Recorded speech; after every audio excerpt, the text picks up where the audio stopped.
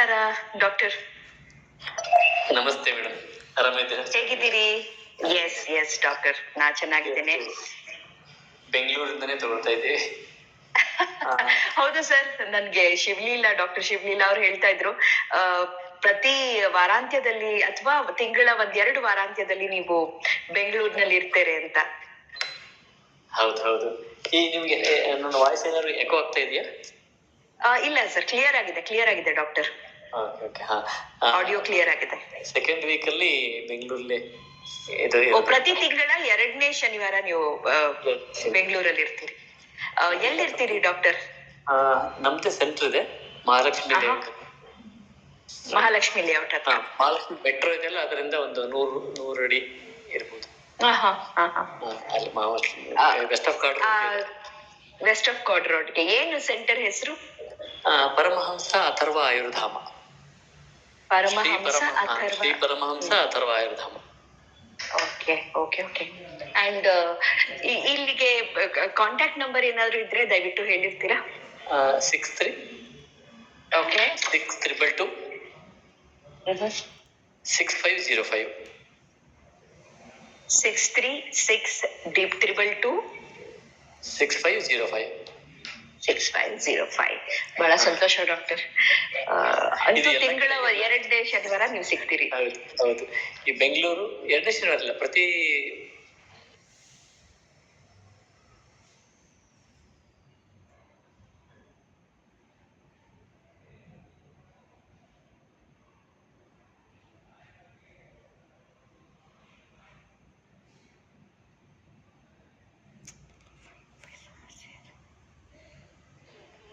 ವಾರನೂ ಇದ್ದೆ. ಈಗ ಪ್ರತಿ 2ನೇ ವಾರ ಪೂರ್ಣ ವಾರ ಬೆಂಗಳೂರಲ್ಲಿ ಇರ್ತದೆ. ಓಕೆ, ತುಂಬಾ ಖುಷಿಯ ವಿಚಾರ. ಯಾಕಂದ್ರೆ ನಮ್ಮ ಕ್ಲಬ್ ಹೌಸ್ ಅಲ್ಲಂತೂ ಸಾಕಷ್ಟು ಜನ ಕೇಳ್ತಾ ಇರ್ತಾರೆ ನಿಮ್ಮ ಕಾಂಟ್ಯಾಕ್ಟ್ ನಂಬರು ಮತ್ತೆ ನಿಮ್ಮ ಅಡ್ರೆಸ್, ನಿಮ್ಮನ್ನ ಹೇಗೆ ಸಂಪರ್ಕಿಸಬಹುದು ಅಂತ ಕೇಳುವಂತ ನಮ್ಮ ಕ್ಲಬ್ ಹೌಸ್ ನ ಶ್ರೋತೃಗಳಿಗೆ ಇದೊಂದು ಸಿಹಿ ಸುದ್ದಿ. ಪ್ರತಿ ತಿಂಗಳ 2ನೇ ವಾರ, ಹೌದು, 2ನೇ ವಾರ ಪೂರ್ತಿಯಾಗಿ ಡಾಕ್ಟರ್ ಮಲ್ಲಿಕಾರ್ಜುನ್ ಡಂಬಳ ಅವರು ನಮಗೆ ಬೆಂಗಳೂರಿನಲ್ಲಿ ಸಿಗ್ತಾರೆ. ಈಗಷ್ಟೇ ಅವ್ರು ಹೇಳ್ತಾ ಇದ್ರು ಮಹಾಲಕ್ಷ್ಮಿ ಲೇಔಟ್ ನಲ್ಲಿ ಇರುವಂತ ಅವರ ಕ್ಲಿನಿಕ್ ಅಡ್ರೆಸ್ ಬಗ್ಗೆ, ಮೆಟ್ರೋ ಸ್ಟೇಷನ್ಗೆ ಬಹಳ ಹತ್ರ ಅಂತ ಹೇಳ್ತಾ ಇದ್ರು. ದಯವಿಟ್ಟು ತಾವು ನಂಬರ್ ಮತ್ತೊಂದ್ಸತಿ ಹೇಳಿದ್ರೆ ನಾನು ಟೈಪ್ ಮಾಡ್ಬಿಡ್ತೇನೆ ಚಾಟ್ ರೂಮ್ ನಲ್ಲಿ. 63 622 6505. 6505.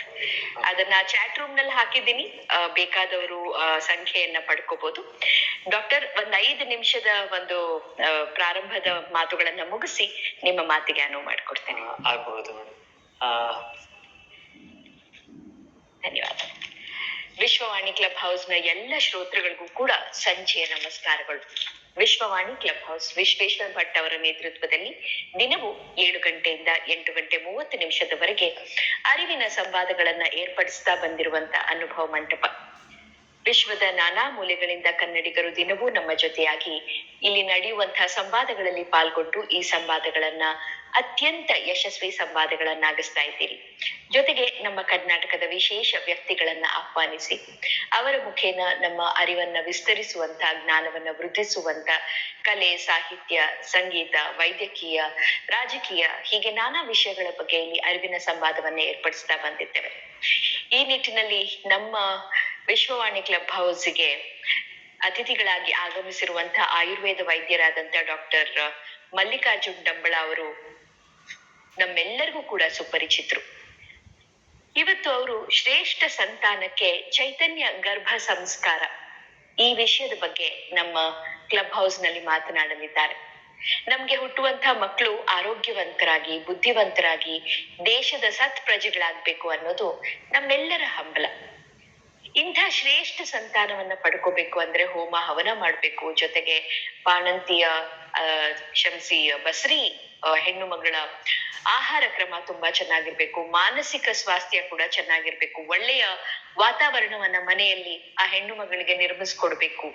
ಈ ರೀತಿಯ ನಾನಾ ಮಾತುಗಳು ನಮ್ಮೆಲ್ಲರಿಗೂ ಕೂಡ ತಿಳಿದಿರುವಂಥದ್ದೇ.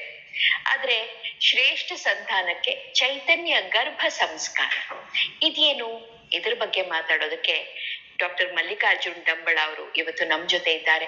ನಮ್ಮ ವಿಶ್ವವಾಣಿ ಕ್ಲಬ್ನ 917ನೇ ಕಾರ್ಯಕ್ರಮದಲ್ಲಿ. ವಿಶ್ವವಾಣಿ ಕ್ಲಬ್ ಹೌಸ್ಗೆ ಇವ್ರು ಬರ್ತಾ ಇರೋದು ಇದು 4ನೇ ಬಾರಿ. ಆಸ್ಪತ್ರೆ ರಹಿತ ಆರೋಗ್ಯಯುತ ಜೀವನ, ಸರ್ವ ರೋಗಕ್ಕೆ ಮಹೌಷಧ ಆಹಾರ, ಆಟಿಸಂ ಮಕ್ಕಳ ಜನನ ಇದರ ಕುರಿತು ಉಪನ್ಯಾಸವನ್ನ ನೀಡಿದ್ರು. ಜನನ ಮತ್ತು ಇದನ್ನ ತಡೆಗಟ್ಟುವಂತಹ ಒಂದು ಸಾಧ್ಯತೆಯ ಬಗ್ಗೆ ಉಪನ್ಯಾಸವನ್ನ ನೀಡಿದ್ರು. ವಿಜಯನಗರ ಜಿಲ್ಲೆ ಹರಪನಹಳ್ಳಿ ಮೂಲದವರು. ಪ್ರಾಥಮಿಕ ವಿದ್ಯಾಭ್ಯಾಸವನ್ನ ಹರಪನಹಳ್ಳಿಯಲ್ಲಿ ಪೂರೈಸಿದ್ರು.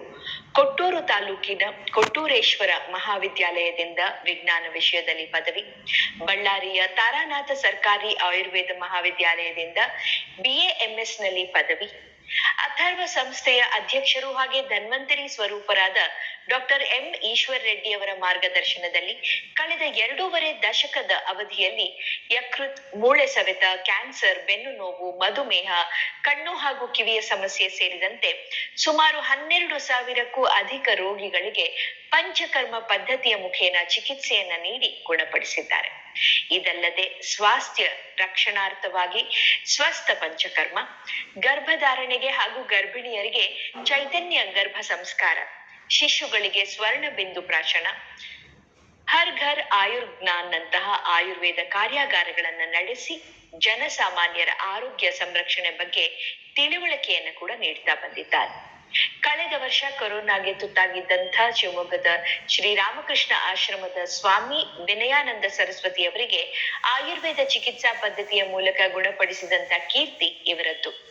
ಅಥರ್ವ ಆಯುರ್ಧಾಮ ಎನ್ನುವಂತಹ ಯೂಟ್ಯೂಬ್ ಚಾನೆಲ್ ಮೂಲಕ ಆಸ್ಪತ್ರೆ ರಹಿತ ಜೀವನ ಈ ವಿಷಯದ ಕುರಿತು ಸುಮಾರು 750ಕ್ಕೂ ಅಧಿಕ ಸರಣಿ ಲೇಖನ ಹಾಗೂ ವಿಡಿಯೋಗಳನ್ನ ಕೂಡ ಪ್ರಕಟಿಸಿದ್ದಾರೆ.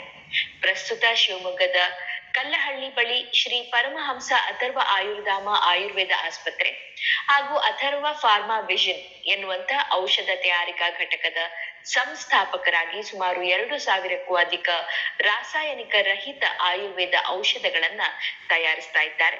ಹಾಗೆ ಇತ್ತೀಚೆಗಷ್ಟೇ ಈಗ ತಾನೇ ಅವ್ರು ಕೊಟ್ಟಂತ ಮಾಹಿತಿಯಂತೆ ಮಹಾಲಕ್ಷ್ಮಿ ಲೇಔಟ್ ನಲ್ಲಿರುವಂತ ಇದೇ ಅಥರ್ವ ಆಯುರ್ಧಾಮದಲ್ಲಿ ಕೂಡ ಇವರು ಪ್ರಾಕ್ಟೀಸ್ ಮಾಡ್ತಾ ಇದ್ದಾರೆ. ಪ್ರತಿ ತಿಂಗಳ 2ನೇ ವಾರ ಇವರಲ್ಲಿ ಲಭ್ಯರಿರ್ತಾರೆ. ಫೋನ್ ನಂಬರ್ ಅನ್ನ ನಾವು ಚಾಟ್ ರೂಮ್ ನಲ್ಲಿ ಹಾಕಿದ್ದೇವೆ. ಈಗ ಡಾಕ್ಟರ್ ಮಲ್ಲಿಕಾರ್ಜುನ್ ಡಂಬಳ ಅವರ ಮಾತುಗಳಿಗಾಗಿ ಅತ್ಯಂತ ಗೌರವದಿಂದ ಅವರನ್ನ ಬರ್ಮಾಡ್ಕೊಳ್ತೇನೆ. 8:15 ಡಾಕ್ಟರ್ ಮಾತಾಡ್ತಾರೆ. ನಂತರದ ಒಂದು 15 ನಿಮಿಷದ ಸಮಯವನ್ನ ಪ್ರಶ್ನೋತ್ತರಕ್ಕಾಗಿ ಮೀಸಲಾಗಿರಿಸ್ತೇವೆ. ನಿಮ್ಮ ಅನಿಸಿಕೆ, ಅಭಿಪ್ರಾಯಗಳನ್ನ, ಪ್ರಶ್ನೆಗಳನ್ನ ಚಾಟ್ ರೂಮ್ ನಲ್ಲಿ ದಾಖಲಿಸಬಹುದು. ಹಾಗೆ ದಯವಿಟ್ಟು ಸಾಮಾಜಿಕ ಜಾಲತಾಣದಲ್ಲಿ ಈ ಬಗ್ಗೆ ಮಾಹಿತಿಯನ್ನ ಹಂಚಿಕೊಳ್ಳಿ.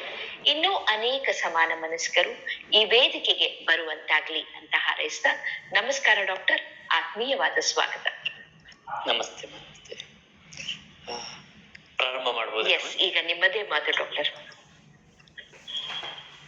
ಅಜ್ಞಾನತಿಮಿರಹಂದಸ್ಯ ಜ್ಞಾನಾಂಜನ ಶಲಾಕಯ ಚಕ್ಷುರುನ್ಮೀಲಿತಂ ಯೇನ ತಸ್ಮೈ ಶ್ರೀ ಗುರವೇ ನಮಃ.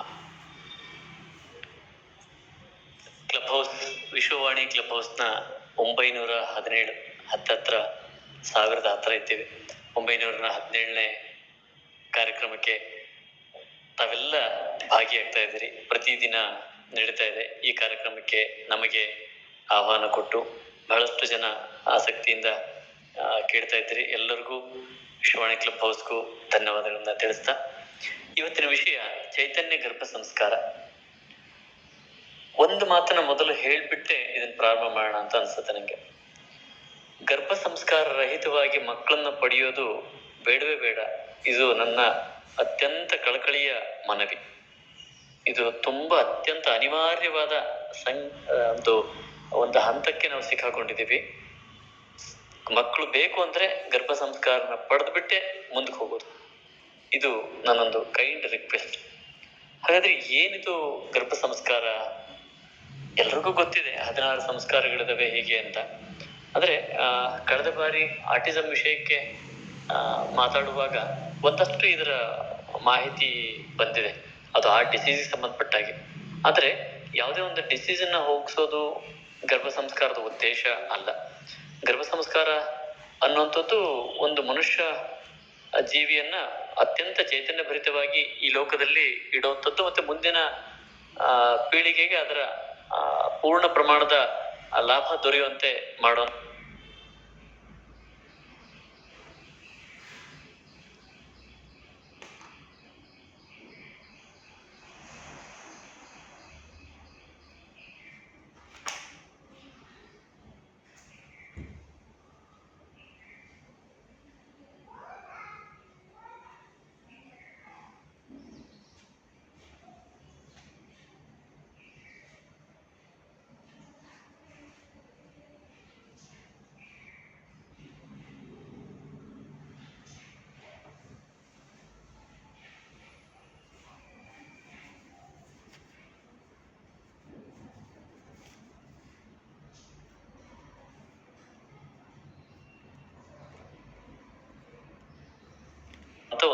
ವ್ಯವಸ್ಥೆ.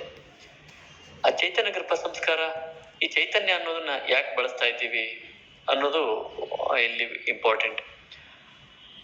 ಆಯುರ್ವೇದದಲ್ಲಿ ಇದಕ್ಕೆ ಪೂರ್ಣ ರೂಪದಲ್ಲಿ ಪರಿಹಾರ ಕೊಟ್ಟಿದ್ದಾರೆ ಮಾನವನಿಗೆ ಎಲ್ಲಾ ರೀತಿಯ ಸಮಸ್ಯೆಗಳಿಗೆ. ಅದು ವಿಶೇಷ ಅಂತಂದ್ರೆ ಶರೀರ ಇದ್ದಾಗ ನಾವು ಹೇಗಿರ್ಬೇಕು, ಶರೀರ ಹೋದ ನಂತರ ಹೇಗಿರ್ಬೇಕು ಅಂತಲೂ ಕೂಡ ಆಯುರ್ವೇದದಲ್ಲಿ ಹೇಳ್ತಾರೆ. ಇದು ಬಹಳ ಸೂಕ್ಷ್ಮ ಶರೀರದಲ್ಲಿ ಇದ್ದಾಗಲೂ ಕೂಡ ಅವರು ದೇಹವನ್ನ ತ್ಯಾಗ ಮಾಡಿದ್ರು, ಆದ್ರೆ ಶರೀರ ರೂಪದಲ್ಲಿ ಇದ್ದಾರೆ, ಸೂಕ್ಷ್ಮ ಶರೀರ ರೂಪದಲ್ಲಿ. ಅದನ್ನ ನಾವು ಚೈತನ್ಯ ರೂಪದಲ್ಲಿ ಇದ್ದಾರೆ ಅಂತ ಕರಿತೀವಿ. ಚೈತನ್ಯ ರೂಪದಲ್ಲಿ ಈಗ ನಮ್ಮ ಗುರುಗಳು ನನ್ನ ಜೊತೆಗೆ ಚೈತನ್ಯ ರೂಪದಲ್ಲಿ ಯಾವಾಗ್ಲೂ ಇದ್ದಾರೆ ಅಂತ ನಾವು ಭಾವಿಸ್ಕೋತಾ ಚಿಕಿತ್ಸೆಯಲ್ಲಿ ತೊಡಗಿರ್ತೀವಿ. ಸೊ ಅವ್ರ ಚೈತನ್ಯವೇ ಇಲ್ಲಿ ಕೆಲಸ ಮಾಡ್ತದೆ ಅಂತ. ಹೀಗೆ ಚೈತನ್ಯ ರೂಪದಲ್ಲಿ ಇರ್ತಕ್ಕಂತಹ ಒಂದು ಜೀವ ಏನಿದೆಯಲ್ಲ, ಅದು ಪೂರ್ಣ ರೂಪದಲ್ಲಿ ಭಗವತ್ ಸಾಕ್ಷಾತ್ಕಾರ ತಗೊಳ್ಳೋವರ್ಗು ಏನೆಲ್ಲ ಗತಿ ಇರ್ತದೆ ಮತ್ತೆ ಏನೆಲ್ಲ ಗತಿ ಆರೋಗ್ಯಕರವಾಗಿರ್ತದೆ ಅನ್ನೋದನ್ನ ಆಯುರ್ವೇದದಲ್ಲಿ ಸ್ಪಷ್ಟವಾಗಿ ಹೇಳಿದ್ದಾರೆ. ಇದು ಸ್ವಲ್ಪ ಸೂಕ್ಷ್ಮ ಅಂಶ ಆದ್ರೂ ಬಹಳ ಆಳವಾಗಿ ಹೇಳಿದ್ದಾರೆ. ನಾವು ಅಷ್ಟು ಸೂಕ್ಷ್ಮವಾಗಿ ಹೋಗೋದು ಬೇಡ. ಚೈತನ್ಯ ಗರ್ಭ ಸಂಸ್ಕಾರ ಈ ಜನ್ಮಕ್ಕೆ ಸಂಬಂಧಪಟ್ಟಂತೆ ವಿಷಯಗಳಿಗೆ ನಾವು ಸೀಮಿತವಾಗಿ ನೋಡೋದಾದ್ರೆ, ಗರ್ಭ ಸಂಸ್ಕಾರ ಸರಿ, ಯಾರಿಗೆ ಮಾಡಬೇಕು ಸಂಸ್ಕಾರ ಅಂತ? ಗರ್ಭಕ್ಕೆ ಮಾಡೋದಾ? ಈ ಶರೀರವನ್ನ ನಾವು ಜಡ ಅಂತಾನೆ ಕರಿತೀವಿ, ಇಂದ್ರಿಯಗಳು ಜಡ, ಶರೀರ ಜಡ, ಎಲ್ಲವೂ ಜಡ ಅಂತಾನೆ ಕರಿತೀವಿ. ಆದ್ರೆ ಸಂಸ್ಕಾರನ ಯಾರಿಗೆ ಕೊಡ್ಬೇಕು? ಸೊ ಒಂದು ಜಡ ವಸ್ತು ಅಂತ ಜಗತ್ತಲ್ಲಿಲ್ಲ, ಇದನ್ನ ಅವ್ಯಕ್ತ ಚೇತನ ಅಂತ ಕರಿತೀವಿ. ಅವ್ಯಕ್ತ ಚೇತನವನ್ನ ವ್ಯಕ್ತ ಚೈತನ್ಯವನ್ನಾಗಿ ಮಾಡೋದು, ಅದನ್ನ ಚೈತನ್ಯ ಭರಿತವನ್ನಾಗಿ ಮಾಡುವಂಥದ್ದು. ಉದಾಹರಣೆಗೆ ನಾವು ತಿನ್ನುವಂತಹ ಬೇಳೆ, ಅಕ್ಕಿ ಇವನ್ನೆಲ್ಲವೂ ಜಡ ಅಂತ ಅನ್ನೋದಕ್ಕೆ ಬರೋದಿಲ್ಲ, ಅವ್ಯಕ್ತ ಚೇತನ ಅಂತ ಕರಿಬೇಕು. ಅವನ್ ತಿಂದೆ ಈ ಜೀವ ಈಗ ಮಾತಾಡ್ತಾ ಇದೆ, ಈ ಜೀವ ನೋಡ್ತಾ ಇದೆ, ಈ ಜೀವ ಯಾವುದೋ ಭಾವನೆಯನ್ನ ಸ್ವೀಕರಿಸುತ್ತೆ, ಮತ್ತೆ ಇನ್ನೊಬ್ರಿಗೆ ಯಾವುದೋ ಭಾವನೆಯನ್ನ ಕೊಡ್ತಾ ಇದೆ. ಯಾವುದನ್ನ ತಿಂದು ಯಾವುದನ್ನ ಜಡ ಅಂತ ಕರೀತಾರೋ ಅದು ಜಡ ಅಲ್ಲ, ಅವ್ಯಕ್ತ ಚೇತನವನ್ನ ಚೈತನ್ಯ ಭರಿತವಾಗಿ ಪರಿವರ್ತನೆ ಮಾಡುವಂತಹ ಒಂದು ವಿಷಯ. ಇಲ್ಲಿ ಗರ್ಭ ಸಂಸ್ಕಾರ ಮನುಷ್ಯನಿಗೆ ಸಂಬಂಧಪಟ್ಟಂತೆ ಹೇಳೋದಾದ್ರೆ, ಒಂದು ಜೀವಿಯನ್ನ ಮಾನವನನ್ನಾಗಿ ತಯಾರು ಮಾಡ್ಕೊಳ್ಳೋದಕ್ಕೆ ಬೇಕಾದಂತಹ ಒಂದು ಸಂಸ್ಕಾರ ಏನಿದೆಯಲ್ಲ, ಇದು ಗರ್ಭ ಸಂಸ್ಕಾರ. ಇವತ್ತಿನ ಕೊರತೆ ಇದೆ ಅಲ್ವಾ? ಶರೀರವಂತೂ ಇದ್ದೇ ಇದೆ, ಆದ್ರೆ ಮಾನವತ್ವ ಅಲ್ಲಿ ಎಷ್ಟಿದೆ, ಎಷ್ಟು ಕಮ್ಮಿ ಇದೆ, ಎಷ್ಟು ಹೆಚ್ಚಿದೆ. ಯಾರು ಹೆಚ್ಚು ಮಾನವೀಯತೆಯ ಗುಣವನ್ನು ಹೊಂದಿದಾರೋ ಅವ್ರನ್ನ ನಾವು ವಿಶ್ವಶ್ರೇಷ್ಠರು ಅಂತ ಕರಿತೀವಿ. ವಿಶ್ವದಲ್ಲಿ ಅತ್ಯಂತ ಶ್ರೇಷ್ಠ ಅವರು ಯಾವುದೇ ಒಂದು ಮಾರ್ಗದಲ್ಲಿರೋದು, ವೈದ್ಯಕೀಯ ಇರ್ಬೋದು, ಇನ್ನೊಂದು ಮಾರ್ಗ ಇರ್ಬೋದು, ಇನ್ನೊಂದು ಆಯ್ಕೆ ವಿಷಯ ಇರ್ಬೋದು, ಆದ್ರೆ ಅವರು ಜೀವಗಳಿಗೆ, ವಿಶ್ವದ ಜೀವಗಳಿಗಾಗಿ ಮಿಡಿತಾ ಇದ್ದಾರೆ ಅಂತ ಆದ್ರೆ ಅವ್ರನ್ನ ಶ್ರೇಷ್ಠರು ಅಂತ ಕರಿತೀವಿ. ಅಂತಹ ಶ್ರೇಷ್ಠ ಸಂತಾನ ನಮ್ಮನೇಲಿದ್ರೆ ನಾವೆಷ್ಟು ಸಂಭ್ರಮ ಪಡ್ಬೋದು, ಅಥವಾ ಎಷ್ಟು ಒಳ್ಳೇದಾಗತ್ತೆ ಅದರಿಂದ. ಎಲ್ಲರೂ ಆ ರೀತಿ ಚೈತನ್ಯವನ್ನ, ಅಂದ್ರೆ ಶ್ರೇಷ್ಠವಾದ ಚೈತನ್ಯವನ್ನ ಪಡೆದ್ರೆ ಹೇಗೆ ಇರ್ತದೆ ಜಗತ್ತು? ಹೀಗಾಗಿ ಚೈತನ್ಯ ಗರ್ಭ ಸಂಸ್ಕಾರಕ್ಕೆ ಅತ್ಯಂತ ಮಹತ್ವವನ್ನು ನಾವು ಕೊಡ್ಬೇಕಾಗಿದೆ. ಈಗ ನಿಜವಾದ ಗರ್ಭ ಸಂಸ್ಕಾರ ಅಂದ್ರೆ ಏನು? ಕೇವಲ ಮ್ಯೂಸಿಕ್ ಕೇಳುವಂಥದ್ದ, ಕೆಲವು ಯೋಗಾಸನವನ್ನು ಮಾಡುವಂಥದ್ದ, ಅಥವಾ ಕೆಲವು ಪೂಜೆಗಳಿಗೆ ಸೀಮಿತಗೊಳಿಸುವಂಥದ್ದ? ಸೊ ಹಾಗಾಗಿ ಇದು ಇದು ಇದು ಇದು ಅವ ಯಾವ ಅಲ್ಲ ಅಂತಲ್ಲ. ಆದ್ರೆ ನಿಜವಾದ ಚೈತನ್ಯ ಗರ್ಭ ಸಂಸ್ಕಾರ ಅಂತ ಪ್ರಾರಂಭ ಆಗೋದು ತಂದೆ ತಾಯಿ ಅಥವಾ ಗಂಡ ಹೆಂಡತಿ ನಾವು ಮಗುನ್ ಪಡಿಬೇಕು ಅಂತ ಇಚ್ಛೆ ಬಂತು ಅಂದ್ರೆ ಅಲ್ಲಿಂದ ಪ್ರಾರಂಭ ಆಗತ್ತೆ ಸಂಸ್ಕಾರ. ಇದು ಕೇವಲ ಗರ್ಭ ಧರಿಸಿದ ಮೇಲೆ ಅಥವಾ ಗರ್ಭಧಾರಣೆಯ ನಂತರ, ಮಗು ಜನಿಸಿದ ನಂತರ ಕೊಡುವಂತಹ ಒಂದು ಸಂಸ್ಕಾರ ಅಂತೂ ಖಂಡಿತ ಅಲ್ಲ.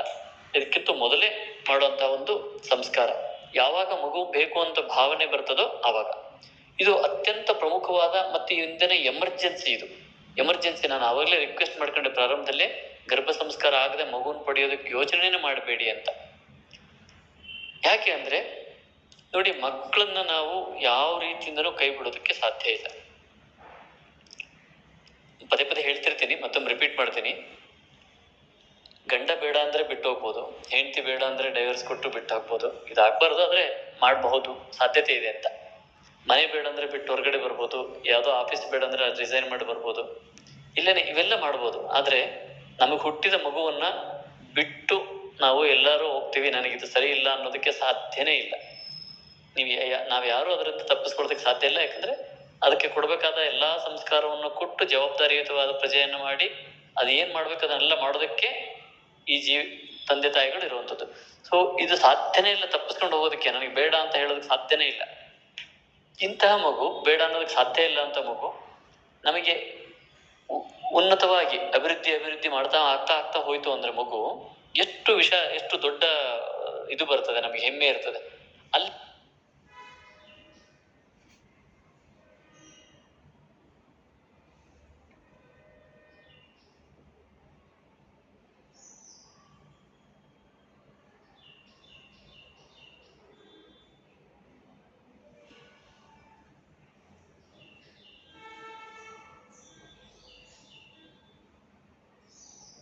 ಕಳಪೆ ಪ್ರದರ್ಶನ ಮಾಡ್ತಾ, ಏನೋ ಕಳ್ತನ ಮಾಡ್ದ, ಏನೋ ಸುಳ್ತನ ಹೇಳ್ದ, ಇನ್ನೇನೋ ಮಾಡ್ದ, ಇನ್ನೇನೋ ರೋಗಗಳನ್ನ ಶರೀರಕ್ಕೆ ತಂದ್ಕೊಂಡ. ಈಗೆಲ್ಲ ನೋಡಿ ಸಣ್ಣ ಸಣ್ಣ ಏಜ್ ಅಲ್ಲೇ ಏನೇನೋ ಅನಾಹುತಗಳನ್ನೆಲ್ಲ ನೋಡ್ತಾ ಇದ್ದೀವಿ. ಅಪ್ರಾಪ್ತರು ಏನೇನೋ ಅದೇನೋ ಎಂಥದೋ ಚಟಗಳಿಗೆ ಬೀಳುವಂಥದ್ದು, ಕುಡಿಯುವಂಥದ್ದು, ತಿನ್ನುವಂಥದ್ದು, ಅಲ್ಲೇನೋ ಬೀಳುವಂಥದ್ದು, ಮತ್ತೆ ಹುಟ್ಟಿ ಬ್ಯಾಗಳೆ ಅಂತ ಪೋಸ್ಟ್ ಹಾಕಿಸ್ಕೊಂಡು ಏನದು ಅಕಾಲದಲ್ಲಿ ಮೃತ್ಯು ಒಳಾಗುವಂಥದ್ದು. ಇವೆಲ್ಲವೂ ಏನಂತವಂದ್ರೆ ಇವೆಲ್ಲ ಸಂಸ್ಕಾರ ರಹಿತವಾಗಿ ನಾವು ಪಡೆದು ಬಿಟ್ಟಿದ್ದೀವಿ. ಅದಕ್ಕೆ ಇದೆಲ್ಲ ಆಗ್ತದೆ. ಒಂದಲ್ಲ, ಎಲ್ಲ ಅನಾಹುತಗಳಿಗೆ ಅದರ ಮಾನಸಿಕ ಅದರಿಂದ ಒಳಗಡೆ ನಾನು ಹೀಗೆ ಮಾಡ್ಬೇಕು ಅಂತ ಏನು ಮಗು ಬರ್ತದಲ್ಲ, ಅದಕ್ಕೆಲ್ಲ ಏನಂದ್ರೆ ಸಂಸ್ಕಾರವನ್ನು ನಾವೇನ್ ಕೊಟ್ಟಿದ್ದೀವಿ ಅದು ಬರ್ತದೆ ಅಂತ. ನಾನು ಫಿಲ್ಮ್ಗೆ ಹೋಗ್ಬೇಕು ಅಂತ ಬಂದ್ರೆ ಅದಕ್ಕೆ ಆ ಸಂಸ್ಕಾರ ಇದೆ ಅಂತ. ನಾನು ಎಲ್ಲೋ ದೇವಸ್ಥಾನಕ್ಕೆ ಹೋಗ್ಬೇಕು ಅಂದ್ರೆ ಅದಕ್ಕೆ ಆ ಸಂಸ್ಕಾರ ಇದೆ ಅಂತ. ನಾನು ದೇಶದ ಬಗ್ಗೆ ಚಿಂತನೆ ಮಾಡ್ತೀನಿ ಅಂದ್ರೆ ಅದಕ್ಕೆ ಆ ಸಂಸ್ಕಾರ ಇದೆ. ಸೊ ನಾ ಏನೋ ಇಲ್ಲ ನನ್ನ ಬಗ್ಗೆ ಅಷ್ಟೇ ಚಿಂತನೆ ಮಾಡ್ತೀನಿ, ಅದಕ್ಕೆ ಆ ಸಂಸ್ಕಾರ ಇದೆ ಅಂತ ಅರ್ಥ. ಸೊ ಎಂತ ಮಗು ಬೇಕು ಹಾಗಾದ್ರೆ? ನಮ್ಮೆಲ್ಲರಿಗೂ ಬೇಕು ಏನೋ ತುಂಬಾ ಸಂಸ್ಕಾರಯುತವಾದ ಮಗು ಬೇಕು. ಆದರೆ ನಾವು ಅದಕ್ಕೆ ತಯಾರಿ ಮಾಡಿದೀವ ಇಲ್ಲ ಅಂತ ಹೇಳೋದಕ್ಕೆ ನಮಗೆ ಏನ್ ಕೊರತೆ ಅಂದ್ರೆ ಇಲ್ಲ ನಾವು ಮಾಡ್ಕೊಂಡಿದೀವಿ ಅಂತ, ನಮಗೆ ಗೊತ್ತಿರೋದನ್ನ ಮಾಡ್ಕೊಂಡಿದೀವಿ ಅಂತ. ವಾಸ್ತವದಲ್ಲಿ ನಮಗೆ ಗೊತ್ತಿಲ್ಲ ಅಂತ. ಎಷ್ಟೋ ವಿಷಯಗಳು ಭಾರತ ಇದ್ದಿದ್ದೇ ಹೀಗೆ. 8ನೇ ಶತಮಾನದ ಹಿಂದಿನ ಭಾರತ ಇದ್ದಿದ್ದೇ ಹೀಗೆ. ಆಯುರ್ವೇದದ ಒಂದೊಂದು ಶಬ್ದವನ್ನು ಹೇಳಿದರೆ ಚೈತನ್ಯ ಸಂಸ್ಕಾರ, ಗರ್ಭ ಸಂಸ್ಕಾರವನ್ನು ಹೇಗೆ ಮಾಡ್ಕೋಬೇಕು ಅಂತ ಇದ್ದಿದ್ದೇ ಹಾಗೆ ಮಾಡಿನೇ ಮಕ್ಕಳನ್ನ ಪಡಿಬೇಕು ಅಂತ ರೂಲ್ಸ್ ಇದ್ದಿದ್ದ ಹಾಗೆ ಮಾಡಿನೇ ಮಕ್ಕಳನ್ನ ಪಡಿಬೇಕು. ಏನು ಹೀಗೆ ಮಾಡಿ ಮಕ್ಕಳನ್ನ ಪಡಿತಾರೆ, ಹಾಗೆ ಮಕ್ಕಳನ್ನ ಪಡಿತಾರ ಅನ್ನೋಂಥ ಪ್ರಶ್ನೆನೇ ಇರಲಿಲ್ಲ. ಆನಂತರ ಇದೆಲ್ಲ ಕೆಟ್ಟಿರೋದು ಹೇಗೋ ನಡೆಯುತ್ತೆ ಮಕ್ಕಳು ಅಂತ. ಸೊ ಹಾಗಾದ್ರೆ ಏನು ನಿಜವಾದ ಗರ್ಭ ಸಂಸ್ಕಾರ ಅಂದ್ರೆ ಈಗ ವಿಷಯಕ್ಕೆ ಬರ್ತಾನೆ. ಗರ್ಭ ಸಂಸ್ಕಾರದ ನಿಜವಾದ ಅಂಶ ಏನು ಅಂತ. ಇಲ್ಲಿ ಒಂದಷ್ಟು ಅಂಶಗಳಿದೆ. 3 ಅಂಶಗಳನ್ನು ನಾವು ಗರ್ಭ ಸಂಸ್ಕಾರದಲ್ಲಿ ಬೇಕಾಗ್ತದೆ. ಬೀಜದ ಸಂಸ್ಕಾರ ಮೊದಲು. ಈ ಬೀಜದ ಸಂಸ್ಕಾರದಲ್ಲಿ ತಂದೆಯ ಬೀಜ ಸಂಸ್ಕಾರ, ತಾಯಿಯ ಬೀಜದ ಸಂಸ್ಕಾರ, ಜೀವದ ಸಂಸ್ಕಾರ, ಇದು ಇಂಪಾರ್ಟೆಂಟ್. ಸೊ ಶುಕ್ರಾರ್ಥವ ಜೀವ ಸಂಯೋಗೆ ತೂಕಲು ಕುಕ್ಷಿಗತೆ ಗರ್ಭ ಇತಿ ಉಚ್ಯತೆ. ಅಂದ್ರೆ ಗರ್ಭದ ಡೆಫಿನೇಷನ್ ಅನ್ನ ಸುಶ್ರುತಾಚಾರ್ಯರು ಹೇಳ್ತಾ ಈ ಮಾತನ್ನು ಹೇಳ್ತಾರೆ. ಶುಕ್ರ ಅಂದ್ರೆ ತಂದೆಯ ಬೀಜ, ಆರ್ತವ ಅಂದ್ರೆ ತಾಯಿಯ ಬೀಜ, ಜೀವ ಸಂಯೋಗೆ ಹಾಗೆ ಹೇಳಿಲ್ಲ, ಎರಡೇ ಅಂತ ಹೇಳಿಲ್ಲ. ಸೊ ಇಲ್ಲಿವರೆಗೂ ನಾವು ತಿಳ್ಕೊಂಡಿರೋದು ತಂದೆ ತಾಯಿ ಬೀಜ ಸೇರಿಬಿಟ್ರೆ ಮಗು ಬಂದ್ಬಿಡ್ತದೆ ಅಂತ. ಜೀವ ಹೇಳಲೇ ಇಲ್ಲ. ಆಚಾರ್ಯರು ಅದನ್ನ ಶುಕ್ರ ಆರ್ತವ ಜೀವ ಸಂಯೋಗೆ ತೂಕಲು ಕುಕ್ಷಿಗತೆ. ಎಲ್ಲಿ ಅಂದ್ರೆ ಕುಕ್ಷಿ ಅಂತ. ಕುಕ್ಷಿಯಲ್ಲಿ ಜಗನ್ಮಾತೆ ಕುಲವನ್ನು ಉದ್ಧಾರಣೆ ಮಾಡೋದ್ರು ಕುಕ್ಷಿಯಲ್ಲಿದ್ದಾಳೆ ಅಂತ ಹೇಳ್ತಾರೆ. ಎಲ್ಲಿ ನಾವು ಇದ್ರಲ್ಲಿ ಹೇಳುವಾಗ, ದುರ್ಗಾ ಸಪ್ತಶತಿ ಹೇಳುವಾಗ, ಕವಚ ಹೇಳುವಾಗ ಅಲ್ಲಿ ಹೇಳ್ತಾರೆ ಕುಕ್ಷಿಯಲ್ಲಿ ಯಾರಿದ್ದಾರೆ ಅಂದ್ರೆ ಸಂತಾನ ಕೊಡುವಂತ ತಾಯಿ ಯಾರಿದ್ದಾಳೋ ಅಲ್ಲಿ ಕುಲೇಶ್ವರಿ ದೇವಿ ಇದ್ದಾಳೆ ಅಂತ. ಸೊ ಅಲ್ಲಿ ಕುಕ್ಷಿ ಅಂದ್ರೆ ಗರ್ಭಾಶಯದಲ್ಲಿರ್ತಕ್ಕಂಥ ಡಿಂಬಗಳು ಇಲ್ಲಿ ಸೇರುತ್ತೆ. ಶುಕ್ರಾರ್ಥವ ಜೀವಗಳು ಇಲ್ಲಿ ಸೇರಿದರೆ ಫೆಲೋಪಿಯನ್ ಟ್ಯೂಬ್ ಅಂತ ಕರಿತೀವಿ, ಅಲ್ಲ ಕುಕ್ಷಿ ಅಂತ ಆಯುರ್ವೇದದಲ್ಲಿ ಕರಿತೀವಿ. ಕುಕ್ಷಿಯಲ್ಲಿ ಸೇರಿದ್ರೆ ಇದನ್ನ ನಾವು ಗರ್ಭ ಅಂತ ಕರಿಬೇಕು. ಈ 3 ಅಂಶಗಳಿಗೂ ಸಂಸ್ಕಾರ ಬೇಕು. ತಂದೆಗೆ ಸಂಸ್ಕಾರ, ತಾಯಿಗೆ ಸಂಸ್ಕಾರ, ಜೀವಕ್ಕೆ ಸಂಸ್ಕಾರ. ಏನು ಹಾಗಾದ್ರೆ ತಂದೆ ತಾಯಿ ಜೀವಕ್ಕೆ ಸಂಸ್ಕಾರ ಅಂದ್ರೆ ಏನು? ತಂದೆಗೆ ಅಂದ್ರೆ ತಂದೆಯ ಬೀಜಕ್ಕೆ ಅಂತ, ತಾಯಿಗೆ ತಾಯಿಯ ಬೀಜಕ್ಕೆ ಅಂತ ಅರ್ಥ. ಓಕೆ, ಈಗ ಒಂದು ಉದಾಹರಣೆಯನ್ನು ಹೇಳ್ತೇನೆ. ಒಂದು ಕಳಪೆ ಬೀಜವನ್ನ ನಾವು ಉತ್ತಮವಾದ ಮಣ್ಣಲ್ಲಿ ಹಾಕಿ ಒಳ್ಳೆ ಗೊಬ್ಬರ ಕೊಟ್ಟು ನೀರೆಲ್ಲ ಚೆನ್ನಾಗಿ ಕೊಟ್ಟರು ಕೂಡ, ಎಷ್ಟೇ ಚೆನ್ನಾಗಿ ಕೊಟ್ಟರು ಕೂಡ ಅದು ಹಿಗ್ಗಿ ಬೆಳೆದಕ್ಕಾಗಲ್ಲ. ಯಾಕಂದ್ರೆ ಬೀಜವೇ ದೋಷವನ್ನ ಹೊಂದಿದೆ. ಹಾಗಾಗಿ ನೀ ಏನ್ ಕೊಟ್ಟರು ಅದು ಹೀರ್ಕೊಳಕ್ಕಾಗಲ್ಲ, ಹೀರಿ ಪರಿವರ್ತನೆ ಮಾಡಕ್ಕಾಗೋದಿಲ್ಲ. ನಾವು ಅವಾಗ ಹೇಳಿದ್ನೆಲ್ಲ, ಅನ್ನವನ್ನು ಒಂದು ಚೈತನ್ಯವಾಗಿ ಪರಿವರ್ತನೆ ಮಾಡುವಂತಹ ಶಕ್ತಿ ಎಷ್ಟೋ ಜನರಿಗಿಲ್ಲ. ಏನು ಉಂಡ್ರು ಗ್ಯಾಸ್ಟ್ರಿಕ್ ಆಗುತ್ತೆ, ಏನುಂಡ್ರು ತೊಂದರೆ ಆಗುತ್ತೆ, ಏನುಂಡ್ರು ಸಮಸ್ಯೆ ಆಗ್ತಾ ಇದೆ ಅನ್ನೋಂಥವ್ರು ಎಷ್ಟೋ ಜನ ಇದ್ದಾರೆ. ಏನುಂಡ್ರು ಮಸಲ್ಸ್ ಬೆಳಿತಾ ಇಲ್ಲ, ಹೀಗೆಲ್ಲ ಇದ್ದಾರಲ್ಲ. ಇದಕ್ಕೆ ಕಾರಣ ಏನಂದ್ರೆ ಆ ಬೀಜಕ್ಕೆ ಕೆಪಾಸಿಟಿ ಅಷ್ಟೇ ಇದೆ ಅಂತ. ಒಬ್ರು ಏನ್ ತಿಂದ್ರು ಚೆನ್ನಾಗಿ ದಪ್ಪ ಆಗ್ತಾರೆ, ಏನ್ ತಿಂದ್ರು ಕೆಲವು ದಪ್ಪ ಆಗದೆ ಇರುತ್ತೆ. ಸೊ ಬೀಜದ ದೋಷ ಅದು. ನೀವು ಮೇಲಿಂದ ಪ್ರೋಟೀನ್ ಕೊಟ್ಟೆ, ವಿಟಮಿನ್ ಏನ್ ಕೊಟ್ರು ತೆಳಗೆ ಇರ್ತಾರೆ, ದಪ್ಪನೇ ಇರ್ತಾರೆ. ಇದು ಎಕ್ಸಾಂಪಲ್ ಕೊಟ್ಟೆ. ಉಳಿದಂತೆ ಬೇರೆ ಬೇರೆ ಭಾವಗಳು, ಹಾರ್ಟ್ ಹಿಂಗಿರುತ್ತೆ, ಕಿಡ್ನಿ ಹಂಗಿರುತ್ತೆ, ಲಿವರ್ ಹಿಂಗಿರುತ್ತೆ. ಇದೆಲ್ಲದಕ್ಕೂ ರೀಸನ್ ಯಾವುದು ಅಂದ್ರೆ ಬೀಜ. ಬೀಜ ಹೇಗಿರ್ತದೋ ಹಾಗೆ. ಪೋಷಣೆ 2ನೇ ಭಾಗ, ಮೊದಲೇ ಬೀಜ. ಹಾಗಾದ್ರೆ ಇದಕ್ಕೆ ಸಂಸ್ಕಾರ ಹೇಗೆ ಮಾಡೋದು ಅಂತ ಆಯುರ್ವೇದದಲ್ಲಿ ಸಪ್ತಧಾತುಗಳನ್ನು ಹೇಳ್ತಾರೆ. ರಸರಕ್ತ ಮಾಂಸಮೇಧ ಅಸ್ಥಿ ಮಜ್ಜ ಶುಕ್ರ ಅಂತ. ರಸದಿಂದ ಮಜ್ಜದವರೆಗೂ ಇರ್ತಕ್ಕಂತಹ 6 ಧಾತುಗಳು ನಮ್ಮ ಶರೀರಕ್ಕೆ ತುಂಬಾ ಬಲವನ್ನ ಕೊಡ್ತಕ್ಕಂತಹ, ಧಾರಣೆ ಮಾಡ್ತಕ್ಕಂಥದ್ದು. ಶುಕ್ರ ಅಂತ ಏನಿದೆಯೋ, ಇದು ಶುಕ್ರ ಧಾತು ಅನ್ನುವಂಥದ್ದು ಏನಿದೆಯೋ ಇದು ಬೀಜ ಭಾಗ ಅಂತ. ಇದು ಯಾವುದಕ್ಕಿದೆ? ಗರ್ಭೋತ್ಪಾದನ, ಮುಂದಿನ ಜೀವನ ಉತ್ಪಾದನಕ್ಕೆ. ಸೊ ಗರ್ಭೋತ್ಪಾದನ, ಒಂದು ವೇಳೆ ಈ ಮನುಷ್ಯ ಸನ್ಯಾಸಿ, ತ್ಯಾಗಿ, ಶುಕ್ರ ಚ್ಯುತಿ ಆಗೋದೇ ಇಲ್ಲ. ಅಂತವ್ರಿಗಂಗಾರ ಶುಕ್ರ ಏನಾಗುತ್ತೆ, ಹಾಳಾಗತ್ತಾ? ಇಲ್ಲ. ಇದು ಒಂದು ಜೀವಿಯನ್ನು ಉತ್ಪತ್ತಿ ಮಾಡತಕ್ಕಂತಹ ಕೆಪಾಸಿಟಿ ಇರುವಂತಹ ಒಂದು ಬೀಜ ಅದಕ್ಕೆ ಉಪಯೋಗ ಆಗಲಿಲ್ಲ ಅಂದ್ರೆ ಈ ಮನುಷ್ಯನಲ್ಲಿ ಚೈತನ್ಯವನ್ನು ವೃದ್ಧಿ ಮಾಡ್ತಾ ಓಜಸ್ಸನ್ನೇ ಹೆಚ್ಚು ಮಾಡ್ತಾ ಅದು ಭಗವಂತನಡಿಗೆ ತಳ್ಳಿ ಬಿಡುತ್ತಾ ಜೀವಿನ. ಅಷ್ಟು ಪೊಟೆನ್ಸಿಯನ್ನ ಹೊಂದಿರ್ತದೆ. ಯಾಕೆ? ಒಂದು ಮಗುವನ್ನು ಉತ್ಪತ್ತಿ ಮಾಡೋದಕ್ಕೆ ಕೆಪಾಸಿಟಿ, ಅಷ್ಟೊಂದು ದೊಡ್ಡ ಜೀವಿಯನ್ನು ಉತ್ಪತ್ತಿ ಮಾಡೋ ಕೆಪಾಸಿಟಿ ಒಂದು ಸ್ಪರ್ಮ್ ಅಲ್ಲಿ ಇದೆ ಅಂದ್ರೆ ಲಕ್ಷಾಂತರ ಸ್ಪರ್ಮನ್ನು ಬಳಕೆ ಮಾಡದೇನೆ ಇದ್ರೆ ಆ ಓಜಸ್ ಏನಾಗ್ಬೇಕು? ಅತ್ಯಂತ ಉನ್ನತವಾದ ಶ್ರೇಷ್ಠವಾದ ಒಂದು ಜೀವಿಯಾಗಿ ಜಗತ್ ಕಲ್ಯಾಣಕರ ತ್ಯಾಗಿ ಆಗ್ತಾನೆ ಆತ. ಇರ್ಲಿ, ಈ ಶುಕ್ರ ಅನ್ನುವಂಥದ್ದು ಬೀಜ ಉತ್ಪತ್ತಿ ಆಗ್ಬೇಕಂದ್ರೆ ಎಲ್ಲಿಂದ ಬಂತು ಅನ್ನೋದಕ್ಕೆ ಆಚಾರ್ಯ ಹೇಳ್ತಾರೆ, ಆಕಾಶಾದ್ವಾಯೋ ವಾಯೋರಗ್ನಿ ಅಗ್ನಿರಾಪಃ ಅಪಿಭ್ಯೋ ಪೃಥಿಭ್ಯೋರ್ ಅನ್ನಃ ಪೃಥಿಭ್ಯೋರ್ ಓಷಧಿಭ್ಯೋರ್ ಅನ್ನಃ ಅನ್ನಾತ್ ಪುರುಷಃ. ಪುರುಷ ಅಂದ್ರೆ ಇಲ್ಲಿ ವ್ಯಕ್ತಿ ಅಂತ, ಜೀವ ಅಂತ. ಅನ್ನಾತ್ ಅನ್ನದಿಂದ ಬಂದದ್ದು ಅಂತ. ಅನ್ನಾತ್ ಪುರುಷಃ, ಅನ್ನದಿಂದ ಪುರುಷ ಬಂದಿದ್ದು ತ್ರೂ ಶುಕ್ರ. ತ್ರೂ ಅಂದ್ರೆ ತಂದೆಯ ಬೀಜ, ತ್ರೂ ತಾಯಿಯ ಬೀಜ. ಸೊ ಈ ಅನ್ನದಿಂದ ಶುಕ್ರ ಉತ್ಪತ್ತಿ ಆಗಿದೆ ಅಂತ, ಬೀಜ ಉತ್ಪತ್ತಿ ಆಗಿದೆ ಅಂತ. ಹಾಗಾದ್ರೆ ಈ ಅನ್ನ ಸಂಸ್ಕಾರ ಹೊಂದಿ ರಸ, ರಕ್ತ, ಮಾಂಸ, ಮೇದ, ಅಸ್ಥಿ, ಮಜ್ಜ ಆದ ಮೇಲೆ ಶುಕ್ರ ಹೊಂದಬೇಕು. ಉದಾಹರಣೆ ಹೇಳೋದಾದ್ರೆ, ಒಂದು ಹಸು ಒಂದು ಹೊರೆ ಹುಲ್ಲನ್ನು ತಿಂತು ಅಂತ ಹೇಳಿದ್ರೆ ಕೊಡೋ ಹಾಲು 1 ಲೀಟರ್ ಇರ್ಬೋದು, 2 ಲೀಟರ್ ಇರ್ಬೋದು ಹೈಯೆಸ್ಟ್ ಅಂದ್ರೆ, ಅಲ್ವಾ? ನಿಜವಾಗಿ ಹಸುವನ್ನ ಅದೇ ತರ ಬಿಟ್ಬಿಟ್ರೆ 1 ಲೀಟರ್ ಕೊಡುತ್ತೆ. ನಾವು ಏನೇನೋ ಸರ್ಕಸ್ ಮಾಡಿ ಅದನ್ನ 6 ಲೀಟರ್ 8 ಲೀಟರ್ 10 ಲೀಟರ್ ತೆಗೆಯೋದು ಮನುಷ್ಯನ ದುರ್ಬುದ್ಧಿನೇ ಅಷ್ಟೇ, ಅದಕ್ಕಿಂತ ಹೆಚ್ಚು ಹೇಳ್ಬೇಕು. ಹಸುವಿನ ನಾವು ಮಲ್ನಾಡು ಗಿಡ್ಡ ಸಾಕಿದೀವಿ ನಮ್ಮ ತೋಟದಲ್ಲಿ. ಅವು ತಿಂತಾನೇ ಇರ್ತವೆ, ಕುರಿ ಮರಿ ತರ. ಖಾಲಿ ನಾವೇನೋ ಸ್ವಲ್ಪ ತಿಂತವ ಅಂತ ಅನ್ಕೊಂಡಿದ್ವಿ, ಅವು ಸ್ವಲ್ಪ ತಿನ್ನೋದು, ಆದ್ರೆ ತಿಂತಾನೇ ಇರ್ತವೆ. ಅವು ಕೊಡೋ ಹಾಲು 1 ಲೀಟರ್, ಹೈಯೆಸ್ಟ್ 3/4 ಲೀಟರ್ 1 ಲೀಟರ್ ಅಂದ್ರೆ ಅಷ್ಟೇ ಕೊಡೋದು. ಸೊ ಅಷ್ಟು ಹುಲ್ಲನ್ನು ತಿಂದು ಬರುವಂತದ್ದು ಇದೆಷ್ಟು ಹಾಲು ಅಂದ್ರೆ 1 ಲೀಟರ್. ಅಂದ್ರೆ ಒಂದು ಹುಲ್ಲಿನ ಹೊರೆಗೆ 1 ಲೀಟರ್ ಹಾಲು ಬಂತು. ಆ 1 ಲೀಟರ್ ಹಾಲನ್ನ ತುಪ್ಪ ತೆಗೆದ್ರೆ ಎಷ್ಟು ಬರ್ತದೆ? 1 ಚಮಚ ಅಷ್ಟೇ ಅಲ್ವಾ? ಸೊ 1 ಲೀಟರ್, ಒಂದು ಹೊರೆ ಹುಲ್ಲು 1 ಚಮಚ ತುಪ್ಪ ಆಗತ್ತೆ. ಅದೇ ರೀತಿ ನಾವು ತಿನ್ನುವಂತಹ ಅನ್ನ ಇದೆಯಲ್ಲ, ಕೆಜಿ ಗಟ್ಟಲೆ ತಿನ್ನುವಂತ ದಿನ ಅನ್ನ 1 ಶುಕ್ರದ ಬೀಜ ಭಾಗ ಆಗೋದಕ್ಕೆ ಅಷ್ಟು ಸಾಕು. ಅಷ್ಟು ಧಾತುಗಳನ್ನ ದಾಟಿ ಅಷ್ಟು ಪೊಟೆನ್ಸಿ ಇರುತ್ತೆ. ಎಷ್ಟು ಪೊಟೆನ್ಸಿ ಅಂದ್ರೆ ಇನ್ನೂ ಜೀವಿನೇ ಉತ್ಪತ್ತಿ ಮಾಡೋಷ್ಟು ಕೆಪಾಸಿಟಿ ಇರುವಷ್ಟು. ಸೊ ಹಾಗಾಗಿ ನಾವು ದಿನನಿತ್ಯ ಸೇವನೆ ಮಾಡ್ತಕ್ಕಂಥ ಆಹಾರ ಪರಿವರ್ತನೆ ಹೊಂದಿ ಬೇಡಗಿ ತೆಗೆದು ಕೊನೆಗೊಂದು ಬೀಜ ಬರಬೇಕು ಅಂದ್ರೆ ಅಷ್ಟು ಅದರೊಳಗೆ ತೆಗೆದು ಬಿಟ್ಟು 1 ಹನಿ ತುಪ್ಪ ಬರ್ತದೆ ಕೊನೆಗೆ. ಹಾಗೆ ಸೊ ಈ 1 ಹನಿ ತುಪ್ಪ ಬರಬೇಕು, ಆಹಾರದ ಶುದ್ಧತೆ ಇರಬೇಕು. ಸೊ ಶುದ್ಧವಾದ ಆಹಾರವನ್ನು ತಿನ್ನಿಸಿ ಒಳ್ಳೆ ತುಪ್ಪವನ್ನು ತೆಗೆಯೋದಕ್ಕೆ ಹೇಗೆ ಆಗೋದಿಲ್ವೋ ಹಾಗೆ ಇಲ್ಲೂ ಕೂಡ ನಾವು ತಿಳಿದನ್ನ ಆಹಾರವನ್ನು ನಾನು ಪದೇ ಹೇಳ್ತೀನಿ. ಆಸ್ಪತ್ರೆ ರಹಿತ ಜೀವನಕ್ಕೆ ಆಹಾರವೇ ಮದ್ದು, ಅಡಿಗೆ ಮನೆಯೇ ಆಸ್ಪತ್ರೆ, ಆಹಾರವೇ ಔಷಧಿ. ಆಹಾರವನ್ನು ಹೇಗೆ ತಗೋಬೇಕು ಹಾಗೆ ತಗೊಂಡ್ರೆ ಉಳಿದದ್ದನ್ನು ಏನೂ ಮಾಡೋದು ಬೇಕಾಗಿಲ್ಲ, ತಂತಾನೆ ಆಗುವಂತ ಪ್ರೊಸೆಸ್ ಅದು. ನಾವು ಲೆಕ್ಕಾಚಾರ ಮಾಡಿ ಇದು ಒಳ್ಳೇದು ಅದು ಒಂದೇ. ಇವತ್ತು ಯಾರೋ ಪೇಷಂಟ್ ಫೋನ್ ಮಾಡಿದ್ರು, ತುಂಬಾ ಚೆನ್ನಾಗಿದೆ ಡಾಕ್ಟ್ರೆ, ನಾನು ಯಾರೋ ಹೇಳಿದ್ರು ತುಂಬಾ ನೀರು ಕುಡಿದ್ರೆ ಒಳ್ಳೇದು ಅಂತ. ದಿನಕ್ಕೆ 4 ರಿಂದ 5 ಲೀಟರ್ ನೀರಕ್ಕೆ ಕೂಡ ಸ್ಟಾರ್ಟ್ ಮಾಡಿದೆ. 2 ವರ್ಷ ಆದ್ಮೇಲೆ, ಅದಾದ್ಮೇಲೆ 2 ವರ್ಷದಿಂದ ಪ್ರತಿ ವರ್ಷ ನಾನು ಕಿಡ್ನಿ ಸ್ಟೋನ್ಗೆ ಒದ್ದಾಡ್ತಾ ಇದ್ದೀನಿ. ಪ್ರತಿ ವರ್ಷ ಇದಕ್ಕೆ ಏನ್ ಮಾಡ್ಲಿ ಅಂತ ನಾನು ಅವ್ರು ಹೇಳಿದೆ, ಯಾರು ಹೇಳಿದ್ರೆ ನಿಮ್ಗೆ ನೀರು ಕುಡಿಯೋದಕ್ಕೆ ಅಷ್ಟೊಂದು? ಇಲ್ಲೇ ಹೇಳಿದ್ರು ಒಳ್ಳೇದು ಅಂತ ಪುಸ್ತಕದಲ್ಲಿದೆ, ಅಥವಾ ಯಾರು ಹೇಳಿದ್ದಾರೆ, ಅದು ಒಳ್ಳೇದಾ? ಇದೊಂದು ಉದಾಹರಣೆ ತಗೊಂಡೆ ಅಷ್ಟೇನೆ. ಅದು ಒಳ್ಳೇದಾ? ಈಗ ಒಂದು ಪಾತ್ರೆಯಲ್ಲಿ ನೀರನ್ನ ಕಾಯಿಸಕ್ಕಿಟ್ರೆ ಅದು 1 ದಿನ ಪಾತ್ರೆಯಲ್ಲಿ ನೀರು ಕಾಯಿಸಿ ಆ ಪಾತ್ರೆಗೆ ಅಂಟ್ಕೊಳುತ್ತೆ ಒಂದಷ್ಟು ಉಪ್ಪಿನ ಅಂಶ, ಹೌದಲ್ವಾ? ಹರಳು ಕಟ್ಟುತ್ತೆ.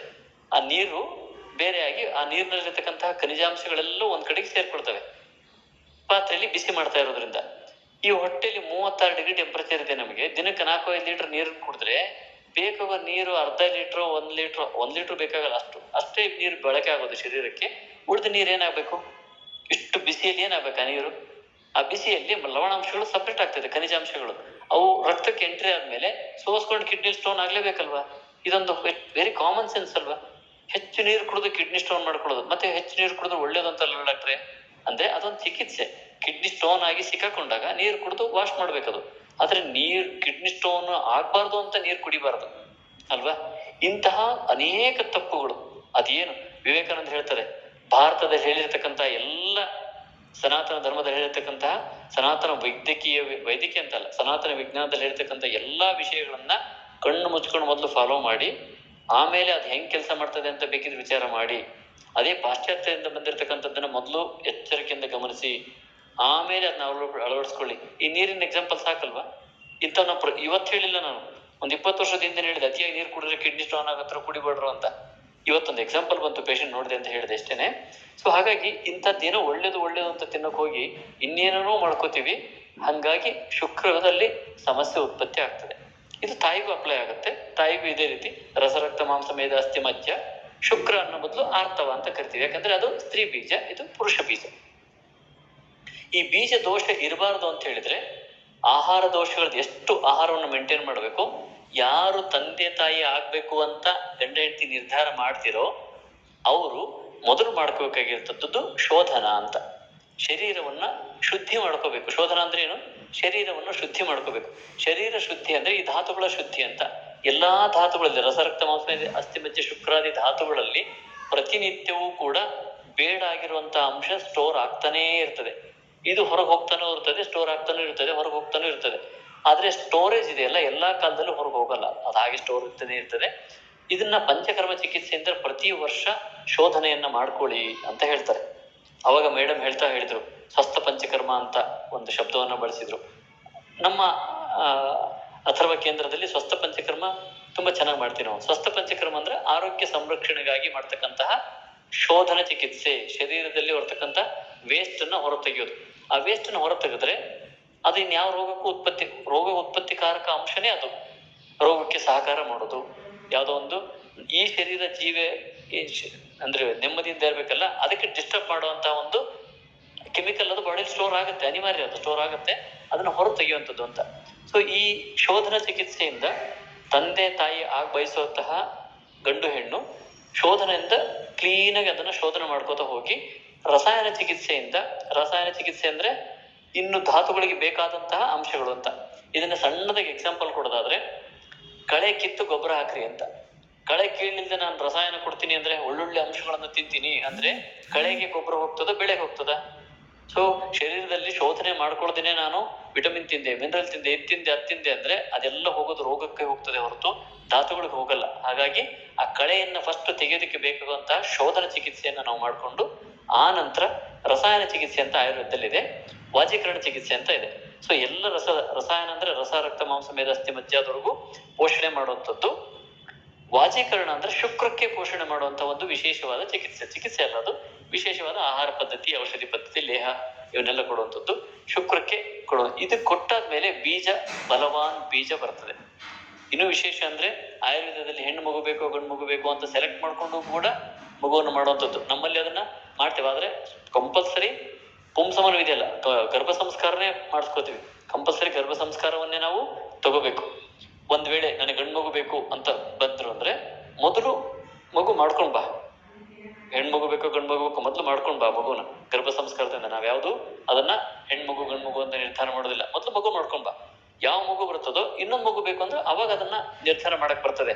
ಈ ಮಗು ಬೇಕು ಆ ಮಗು ಬೇಕು ಅಂತ ನಿರ್ಧಾರ ಮೊದಲು ಒಂದು ಮಗು ಮಾಡ್ಕೊಂಡ್ ಬರ್ಬೇಕು. ಇದು ಕಂಪಲ್ಸರಿ ಆಗ್ಬೇಕು. ಇದಾಗ್ದೇನೆ ಇಲ್ಲ ಆ ಪುಂಸವನ ಕ್ರಿಯೆ ಇಲ್ಲ. ಸೊ ಅಲ್ಲಿ ಹೆಣ್ಣು ಬೇಕು ಅಂದ್ರೂ ಮಾಡ್ಬೋದು.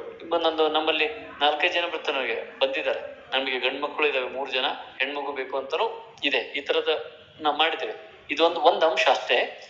ಹೀಗೆ ಶುಕ್ರವನ್ನ ಮತ್ತು ಬೀಜವನ್ನ ತಯಾರು ಮಾಡಿ, ಶುಕ್ರ ಬೀಜ ಅಥವಾ ತಾಯಿ ಆರ್ತವ ಬೀಜವನ್ನ ನಾವು ತಯಾರು ಮಾಡಿದ ಮೇಲೆ ಜೀವ ಅಲ್ವಾ, ಶುಕ್ರ ಅರ್ಥವ ಬಲವಾದ ಶರೀರವನ್ನ ತಂದೆ ತಾಯಿ ಮಗುವಿಗೆ ಕೊಡೋದಕ್ಕೆ ಸಾಧ್ಯ. ಇನ್ನೇನನ್ನು ಕೊಡಕ್ಕಾಗಲ್ಲ. ತಂದೆ ತಾಯಿ ಕೊಡ್ಬೇಕಾಗಿರೋದೇನು ಅಂತ, ರೋಗರಹಿತವಾದ, ಸುಲಭವಾಗಿ ರೋಗಕ್ಕೆ ತುತ್ತಾಗದ, ಜಗತ್ತಿಗೆ ಹೆಚ್ಚಿನ ರೋಗದ ಅಂಶ ಬಂದಾಗಲೂ ಕೂಡ ಈ ಶರೀರ ಸದೃಢವಾಗಿರ್ತಕ್ಕಂತಹ, ಸಾವಿರಾರು ಸೊಳ್ಳೆ ಕುಡಿದ್ರು ಡೆಂಗ್ಯೂ ಬರದೇ ಇರತಕ್ಕಂತಹ ಅಂತ ಅರ್ಥ, ರೋಗಗಳು ಬರದೇ ಇರತಕ್ಕಂತಹ ಒಂದು ಶರೀರವನ್ನ ತಂದೆ ತಾಯಿಗಳು ತಮ್ಮ ಬೀಜದಿಂದ ಮಗು ಕೊಡ್ಬೇಕು. ಅದು ಅವರ ಅತ್ಯಂತ ಅನಿವಾರ್ಯ ಬಳುವಳಿ.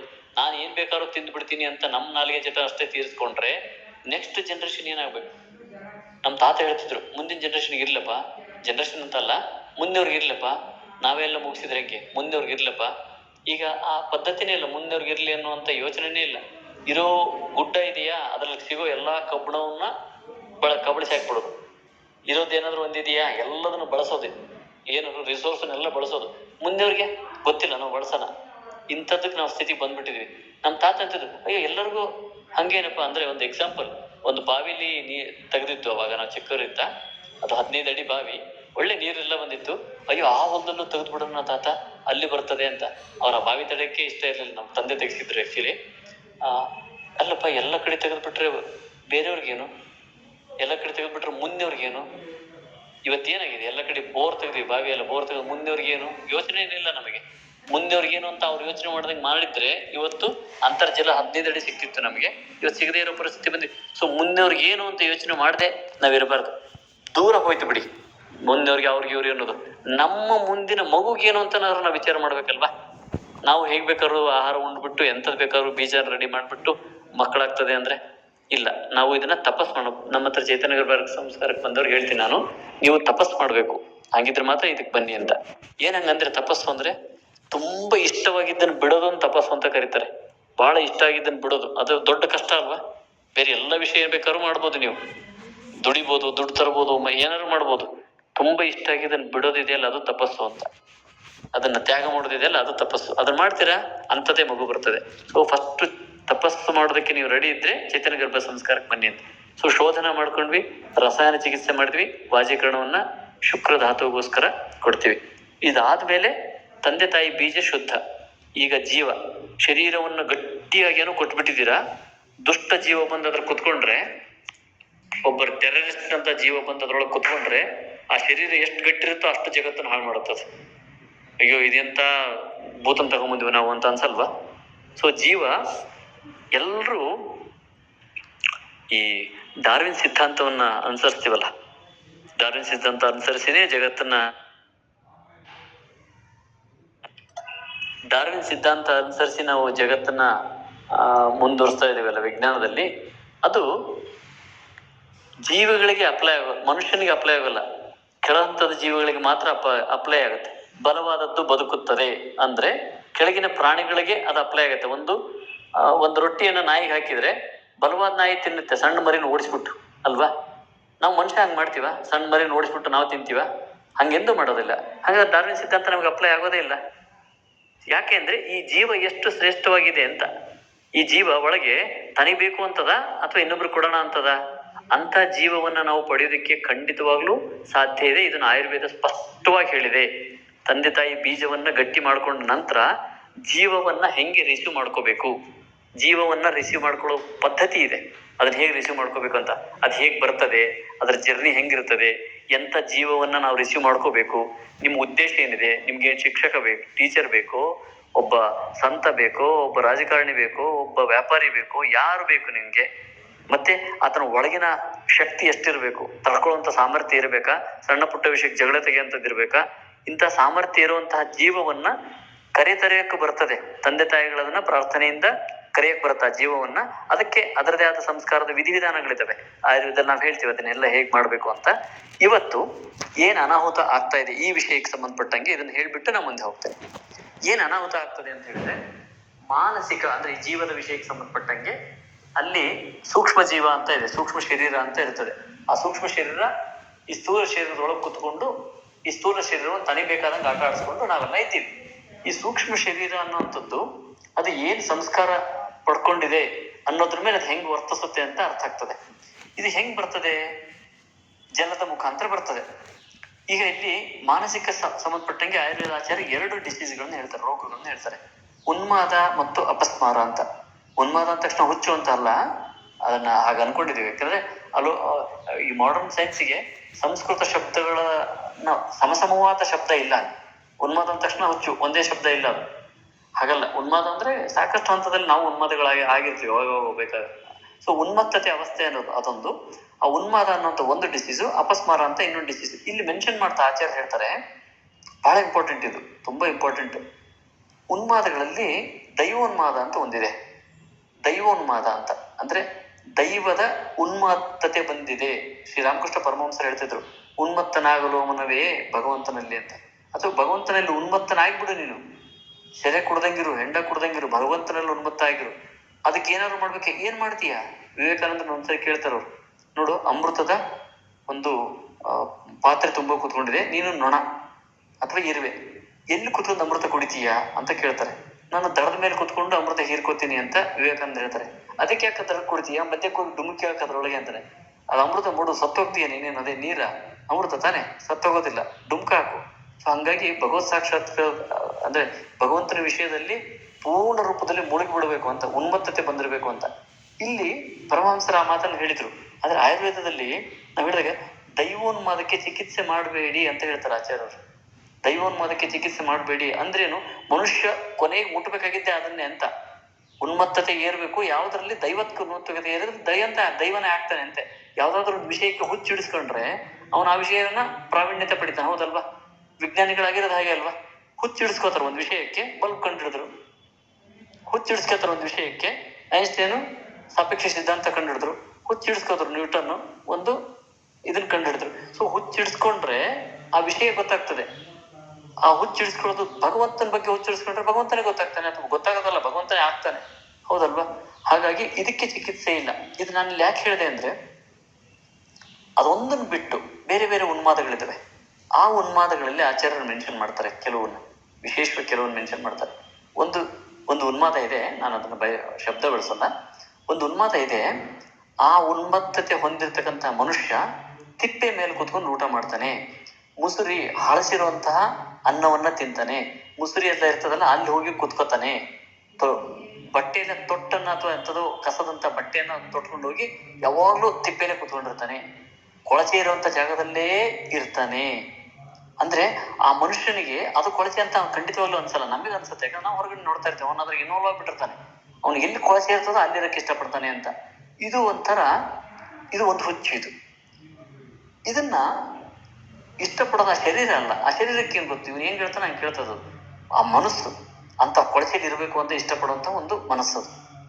ಇವತ್ತೇನಾಗಿದೆ ಅಂದ್ರೆ, ನಮ್ಮ ಅಡುಗೆ ಮನೆಯಲ್ಲಿ ಹಳಸಿದ ಅನ್ನ, ಹಳಸಿದ ಏನೇನೋ ಇಲ್ಲ, ಸಾಂಬಾರು ಅದು ಇದು ಎಲ್ಲ ಅಲ್ಲೇ ಡಸ್ಟ್ಬಿನ್ ಕೆಳಗೆ, ಮೇಲ್ಗಡೆ ಸಿಂಕು, ಆ ಸಿಂಕಲ್ಲಿ ಅಡುಗೆ ಅಲ್ಲೇ ಮಾಡುವಂಥದ್ದು, ಅದೇ ಅಡುಗೆ ಪಕ್ಕದಲ್ಲಿ ಸ್ಟೋವು, ಅಲ್ಲಿರ್ತಕ್ಕಂಥ ಎಲ್ಲಾ ಜೀವಿಗಳು ಕಣ್ಣಿಗೇನು ಕಾಣೋದಿಲ್ಲ, ಅದು ಯಾರ ಕಣ್ಣಿಗೂ ಕಾಣೋದಿಲ್ಲ, ಅಷ್ಟು ಸೂಕ್ಷ್ಮ ಜೀವಿಗಳೆಲ್ಲ. ನೀವು ಅದಕ್ಕಿಂತಲೂ ಸೂಕ್ಷ್ಮ, ಅದು ಆತ್ಮನಿಗೆ ಚೈತನ್ಯಕ್ಕೆ ಇದನ್ನ ಹೇಳಕ್ ಸಾಧ್ಯನ. ಇಂತಹ ಒಂದು ಉನ್ಮತ್ತ ಇರ್ತಕ್ಕಂತಹ ಜೀವಿಗಳು ಅಲ್ಲಿ ವಾಸ, ಸಹಸ್ರ ಕೋಟಿ ಜೀವಿಗಳು ವಾಸ ಆಗಿರ್ತವೆ ಅಲ್ಲಿ. ನಾವು ಅಲ್ಲಿ ಅಡಿಗೆ ಮಾಡ್ಕೊಂಡು ಆ ಆಹಾರವನ್ನ ತಿನ್ನೋದು. ಅನ್ನಾತ್ ಪುರುಷ, ಹೆಂಗ್ ಬರ್ಬೇಕು ಪುರುಷ? ಇವತ್ತು ಜಗತ್ತು ಅನುಭವಿಸ್ತಕ್ಕಂತಹ ಸಮಸ್ಯೆ ಶರೀರದ್ದಲ್ಲ, ಎಲ್ಲರ ಮನಸ್ಸಿನ ಸಮಸ್ಯೆ. ನಿನಗೇನಾಗಿದೆಯೋ ನನಗೇನಾಗಿದೆಯೋ, ಅರ್ಧ ಗೇಣ ಭೂಮಿಗೆ ಕೋರ್ಟ್ ಹೋಗಿ 40-50 ವರ್ಷ ವ್ಯಾಜ್ಯ ಮಾಡೋಕೆ ರೆಡಿ ಇದ್ದೀವಿ, ಒಬ್ಬರು ಕೊಂದು ಹಾಕಕ್ಕೆ ರೆಡಿ ಇದ್ದೀವಿ. ಇದು ಇದು ಇದು ಸಂಸ್ಕಾರ ಅಂದ್ರೆ ಎಷ್ಟು ಜೀವನ ಹೆಂಗ್ ಪಡ್ಕೋತಾ ಇದೀವಿ ಅಂತ, ಹೆಂಗ್ ಉಡ್ತಾ ಇದೀವಿ ನಾವು ಅಂತ. ನಾನು MSc ಮೈಕ್ರೋಬಯಾಲಜಿ ಮಾಡುವಾಗ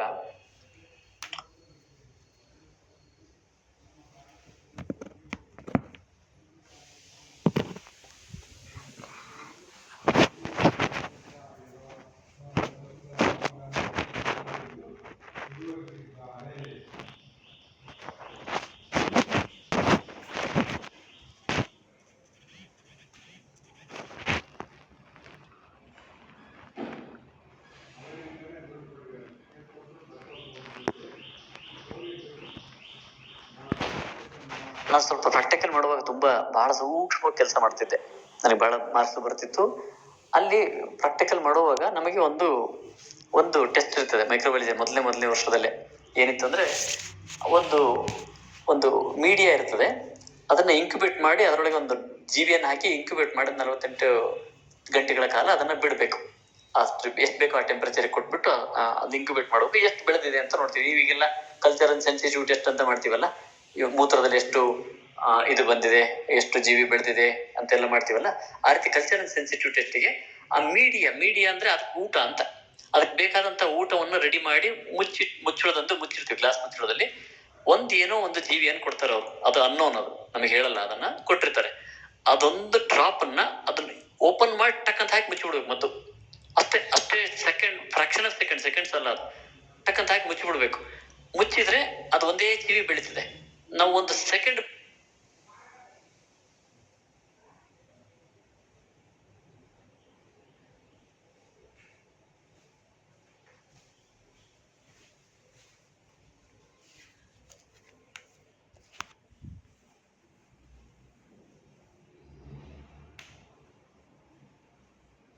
ಬಿಟ್ರೆ, ಫ್ರಾಕ್ಷನ್ ಆಫ್ ಸೆಕೆಂಡ್ ಮಾಡಿರ್ಬೇಕು ಆ ಕೆಲಸನ, 1 ಸೆಕೆಂಡ್ ಬಿಟ್ರೆ ಅದ್ರ ಜೊತೆಗೆ ಬೇರೆ ವಾತಾವರಣದಲ್ಲಿರೋ ಜೀವಿಗಳು ಬೆಳಿತವೆ.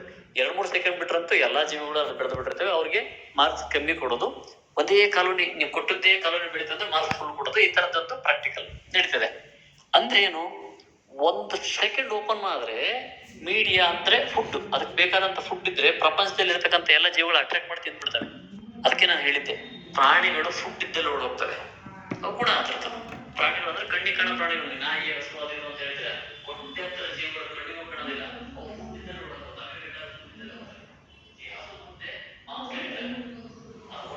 ಮುಟ್ಟೋದಿಲ್ಲ. ಹುಲಿ ಮುಂದೆ ಹುಲ್ಲಿಟ್ರೆ ಅದು ಏನೂ ಆಗದೇ ಇಲ್ಲ, ಒಣಗೋದ್ರೂ ಅದೇನು ತಿನ್ನಲ್ಲ, ಹೌದಲ್ವಾ? ಹಂಗೆ ತನಿಬೇಕಾದಿದ್ರೆ ಮಾತ್ರ ಅದು ಬಾಯಿ ಹಾಕತ್ತೆ, ಬಿಟ್ರೆ ಅಂತಹ ಜೀವಿಗಳು ತನಿಬೇಕಾದ ಜೀವಿಗಳು ಟಕ್ಕಂತ ಓಡೋಗಿ ಅಟ್ರಾಕ್ಟ್ ಮಾಡಿ ಫುಡ್ ಅಂತ ತಿಂತವೆ. ಮನುಷ್ಯ ಹಂಗಲ್ಲ, ಫುಡ್ ಇದ್ದಲ್ಲಿ ಓಡೋಗಲ್ಲ ಅವನು. ಇದೇ ಸಂಸ್ಕಾರ ಮನುಷ್ಯಂದು. ಪ್ರೀತಿ ಇದ್ದಲ್ಲಿ ಇರ್ತಾನೆ ಮನುಷ್ಯ. ಎಲ್ಲಿ ಬೇಕಲ್ಲಿ ಫುಡ್ ಇದೆ ಅಂತ ಯಾರು ಬೇಕಾದ್ರೂ ಮದುವೆ ಮನೆಗೆ ಹೋಗಿ ಉಂಡ್ಬಿಡ್ತೀವಾ ನಾವು? ಪ್ರೀತಿಯಿಂದ ಕರೆದ್ರೆ ಮಾತ್ರ ಅಲ್ಲಿ ಹೋಗಿರ್ತೀವಿ ಹೊರತು ಎಲ್ಲಿ ಬೇಕ ಮೃಷ್ಟಾನ್ನ ಇದೆ ಅಂತ ಮನುಷ್ಯ ಹೋಗೋದಿಲ್ಲ. ಅದು ಸಂಸ್ಕಾರ. ಸೊ ಹೀಗೆ ಆ ಜೀವಿಗಳು ಅಟ್ರಾಕ್ಟ್ ಆಗ್ತಿರ್ತವಲ್ಲ, ಇಲ್ಲಿ ಮುಸುರಿ ಕಸವೆಲ್ಲ ಇಟ್ಕೊಂಡಿದ್ದೀವಿ ಅಡಿಗೆ ಮನೆಯಲ್ಲಿ, ಎಂತ ಜೀವಿಗಳು ಅಟ್ರಾಕ್ಟ್ ಆಗ್ತವೆ? ನಾನು ಅವಾಗ ಹೇಳಿದ್ದಲ್ಲ, ಕೊಳೆ ತಿಪ್ಪೆಲಿ ಇರುವಂತದ್ದು, ಅದು ಇನ್ನೊಬ್ರು ಕಲ್ಲು ಹೊಡಿಯುವಂಥದ್ದು, ಇನ್ನೊಬ್ರು ಕಲ್ಲು ಹೊಡಿತದೋ ಏನಾರ ಎಬ್ಸಕ್ ಹೋದ್ರೆ ಕಲ್ಲು ತಗೊಂಡು ಹೊಡಿಯೋದು, ಇನ್ನೊಬ್ರ ಬಗ್ಗೆ ಕೇರು ಇರೋಲ್ಲ, ಮತ್ತೆ ಅನಾಹುತ ಮಾಡ್ಕೋತಾನೇ ಬದುಕೋದು ಜೀವಿಗಳು. ಅಂತಹ ಜೀವಿಗಳನ್ನ ನಾವು ಅಡಿಗೆ ಮನೆಯಲ್ಲೇ ಸಾಕೊಂಡು ಅನ್ನಾತ್ ಪುರುಷ ಅಂತ ಅನ್ನವನ್ನು ತಿಂದು ನಾವು ಜೀವವನ್ನ ಪೋಷಣೆ ಮಾಡಿ ನಮ್ಮ ಗರ್ಭದೊಳಗೆ ಬಿಟ್ಕೋತಾ ಇದ್ದೀವಿ. ನೀನು ಎಂತ ಸಮರ್ಥವಾದ ಶರೀರವನ್ನು ಕೊಟ್ಟಷ್ಟು ಡ್ಯಾಮೇಜ್ ಅದು. ರೋಗ ಬರಲಿಲ್ಲದಂತಹ ದೊಡ್ಡ ಸಮರ್ಥವಾದ ಶರೀರವನ್ನು ಕೊಟ್ರೆ ಇನ್ನೊಂದು ಸ್ವಲ್ಪ ಡ್ಯಾಮೇಜ್ ಮಾಡುತ್ತೆ. ಹಾಗಾಗಿ ಜೀವವನ್ನ ಹೆಂಗ್ ತಗೋಬೇಕು ಅನ್ನೋದಕ್ಕೆ ಒಂದು ಸಂಸ್ಕಾರ ಇದೆ. ಆ ಸಂಸ್ಕಾರವನ್ನ ಆಯುರ್ವೇದದಲ್ಲಿ ಸ್ಪಷ್ಟವಾಗಿ ಹೇಳ್ತಾರೆ. ಬೀಜ, ತಂದೆ ತಾಯಿದು, ಜೀವ. ಈ ಜೀವವನ್ನು ತಗೊಂಡ್ರೆ ಈ ಮೂರನ್ನು ಸೇರಿದ್ರೆ ಗರ್ಭ ಅಂತ ನಾವು ಕರಿತೀವಿ. ಈ ಬೀಜಕ್ಕೆ ಬೇಕಾದ ಸಂಸ್ಕಾರ, ವಿಶೇಷವಾದ ಸಂಸ್ಕಾರಗಳು, ಅದರಲ್ಲಿ ಹೋಮ ಹವನಗಳು ಬರ್ತದೆ, ಆಹಾರದ ಶುದ್ಧತೆ ಬರ್ತದೆ, ನೀರನ್ನ ಹೇಗೆ ಎಲ್ಲಿಟ್ಟು ನಾವು ಹೇಗೆ ತಗೋಬೇಕು ಅಂತ ಬರ್ತದೆ. ನಾವು ಏನನ್ನ ಅಂದ್ರೆ ತಂದೆ ತಾಯಿ ಆಗಿ ಬಯಸೋರು ಏನ್ ಮಾಡ್ಬೇಕು ಅಂದ್ರೆ, ಈ ಕೆಲಸ ಮಾಡಿದ್ರೆ ಮಗುಗೆ ಶ್ರೇಷ್ಠವ ಅಶ್ರೇಷ್ಠವ, ಇದನ್ನ ಉಂಡ್ರೆ ಮಗುಗೆ ಶ್ರೇಷ್ಠನ ಅಶ್ರೇಷ್ಠನ, ಇದನ್ನ ಮಾತಾಡಿದ್ರೆ ಮಗುಗೆ ಶ್ರೇಷ್ಠನ ಅಶ್ರೇಷ್ಠನ ಅಂತ ತಂದೆ ತಾಯಿ ಆಗುವಂತವ್ರು ಪ್ರಾರಂಭ ಮಾಡ್ಬೇಕು ವಿಚಾರನ. ಮಾಡಿದ ತಕ್ಷಣನೇ ಅಂತ ಸದ್ವಿಚಾರ. ಈಗ ನಮ್ಮ ಮನೇಲಿ ದೇವ್ರ ಮನೆಗೆ ಹೋದ್ವಿ ಅನ್ಕೊಳ್ಳಿ, ಏನಾರ ಮನ್ಸಿಗೆ ಗಲಾಟೆ ಬರ್ತದ? ಹಾಲಲ್ಲಿ ಕೂತ್ಕೊಂಡು ಅಡಿಗೆ ಮನೇಲಿ ಕೂತ್ಕೊಂಡು ಕೂಗಾಡಿರ್ಬೋದು ನಾವು. ದೇವ್ರ ಮನೇಲಿ ಹೋಗಿ ನೋಡೋಣ, ಯಾಕೆ ಹಂಗೆ ಶಾಂತತೆ ಬರ್ತದೆ? ಅಲ್ಲಿ ಬರೀ ಫೋಟೋಗಳು ಅಷ್ಟೇ ಇದಾವೆ, ಯಾಕೆ ಶಾಂತತೆ ಬರ್ತದೆ? ಅಲ್ಲಿ ವಾಸ ಮಾಡಿರ್ತಕ್ಕಂಥ ಸುತ್ತಮುತ್ತ ಆ ನಿತ್ಯ ಪೂಜೆಯನ್ನು ಮಾಡ್ತಿರ್ತೀವಲ್ಲ, ಅಲ್ಲಿ ಇರ್ತಕ್ಕಂತಹ ಕೋಟ್ಯಂತರ ಜೀವಿಗಳೇನಿದಾವಲ್ಲ, ಆ ಸಂಸ್ಕಾರದ ಜೀವಿಗಳಲ್ಲಿರ್ತಾವ. ನೀವು ಅಲ್ಲಿ ಹೋದ ತಕ್ಷಣ ಒಂದು ಶಾಂತತೆ ಬಂದ್ಬಿಡ್ತದೆ. ದೇವಸ್ಥಾನ ನಿಮಗೆಲ್ಲ ಅನುಭವ ಬರ್ತದೆ, ನಮಗೆಲ್ಲರಿಗೂ ಅನುಭವ ಬರ್ತದೆ. ದೇವ್ರ ಮನೆಗೆ ಹೋಗಿ ಏನ್ ಬೇಕಂತ ಕೂಗಲ್ಲ ನಾವು. ಕೂಗಾಡೋದ್ರಲ್ಲಿ ನಾವು ಕೂಗೋದಲ್ಲ, ಮನಸ್ಸಿಗೆ ಬರೋದೇ ಇಲ್ಲ, ಮಾತಾಡಬಾರ್ದು ಅಂತಾನೆ ಇರ್ತದೆ, ಹೌದಲ್ವಾ? ಸೊ ಯಾಕೆ ಹಾಗೆ ಅಂದ್ರೆ ದೇವ್ರ ಮನೆ ಆ ಗುಣವನ್ನು ಹೊಂದಿರ್ತದೆ. ಅಡಿಗೆ ಮನೆ ಯಾವ ಗುಣ ಹೊಂದಬೇಕಾಗಿತ್ತು? ಪ್ರಸಾದ ಹೊಂದಬೇಕಿತ್ತಲ್ವಾ? ಪ್ರಸಾದ ಭಾವವನ್ನು ಹೊಂದಬೇಕಿತ್ತು. ಹಂಗಿಲ್ಲ. ಈಗ ಹಳಸಿದ್ದು, ನಿನ್ನೆದು, ಮೊನ್ನೆದು ಇಡ್ಲಿ ದೋಸೆ ಮಾಡಿ ಇಟ್ಕೊಂಡು ಅದನ್ನ ಬೇಡಗಿದ್ದನ್ನಿ. ಈ ಇಡ್ಲಿ ದೋಸೆದಲ್ಲಿ ಎಂತಿಂತ ಜೀವಿಗಳನ್ನು ನುಗ್ಗುತ್ತಾವ ಅದ್ರೊಳಗೆ, ಗೊತ್ತಾ? ಹೇಳಿದ್ರೆ ಇದಿನ್ನು ವೈಜ್ಞಾನಿಕವಾಗಿ ಪ್ರೂವ್ ಆಗಿಲ್ಲ. ಪ್ರೂವ್ ಆಗೋ ತನಕ ನಮ್ಮನೆ ಹಾಳಾಗೋದು, ಯಾರ್ದು ಅಲ್ಲ. ಪ್ರೂವ್ ಆಗೋ ತನಕ ಬಿಟ್ಟುಕೊಂಡ್ರೆ ಆಯ್ತು. ಇಂಥ ಜೀವಿಯನ್ನು ನಾವು ತಗೊಳ್ಬಾರ್ದು ಅನ್ನೋದಕ್ಕೆ ಸಂಸ್ಕಾರದಿಂದ ಎಂತ ತಗೋಬೇಕು ಅಂತ ಆಯುರ್ವೇದದಲ್ಲಿದೆ. ಇಷ್ಟಾದ್ಮೇಲೆ ನಿಜವಾದ ಗರ್ಭ ಸಂಸ್ಕಾರದ ಬಗ್ಗೆ ನಾನು ಮಾತಾಡ್ತಾ ಇದ್ದೀನಿ. ಗರ್ಭ ಸಂಸ್ಕಾರ ಅಂತ ಒಂದೊಂದು ಸಣ್ಣ ಸಣ್ಣ ಭಾಗಗಳಲ್ಲ. ಇಷ್ಟಾದ್ಮೇಲೆ ಇದು 3 ಅಂಶಗಳು: ತಂದೆ ತಾಯಿ, ಬೀಜ ಮತ್ತು ಜೀವ. ಶುಕ್ರಾರ್ಥವ ಜೀವ ಸಂಯೋಗೆ ತೂಕಲು ಕುಕ್ಷಿಗತೆ ಅಂತ ಹೇಳಿದ್ರು. ಇದಾದ್ಮೇಲೆ 4 ಪದಾರ್ಥಗಳು ಬೇಕಾಗ್ತವೆ. ಬೀಜ ಆಯ್ತು, ಜೀವ ಬಂತು. ಇನ್ನೇನ್ ಬೇಕಾಗ್ತದೆ? ಅದು ಬೆಳೆದಕ್ಕೆ ಒಂದು ಕ್ಷೇತ್ರ ಬೇಕಲ್ವಾ? ಋತು, ಕ್ಷೇತ್ರ, ಅಂಬು, ಬೀಜ. ಈ 4 ಸಾಧನಗಳನ್ನ ಆಚಾರ್ಯರು ಮೆನ್ಷನ್ ಮಾಡ್ತಾರೆ. ಋತು, ಕ್ಷೇತ್ರ, ಅಂಬು ಮತ್ತು ಬೀಜ. ಈ ಬೀಜದ ಬಗ್ಗೆ ನಾವು ಮಾತಾಡಿದ್ವಿ ಇಲ್ಲಿವರೆಗೂ. ಋತು, ಕ್ಷೇತ್ರ, ಅಂಬು ಇವು ಸಲಕರಣೆಗಳ ಸಾಧನಗಳಿವು.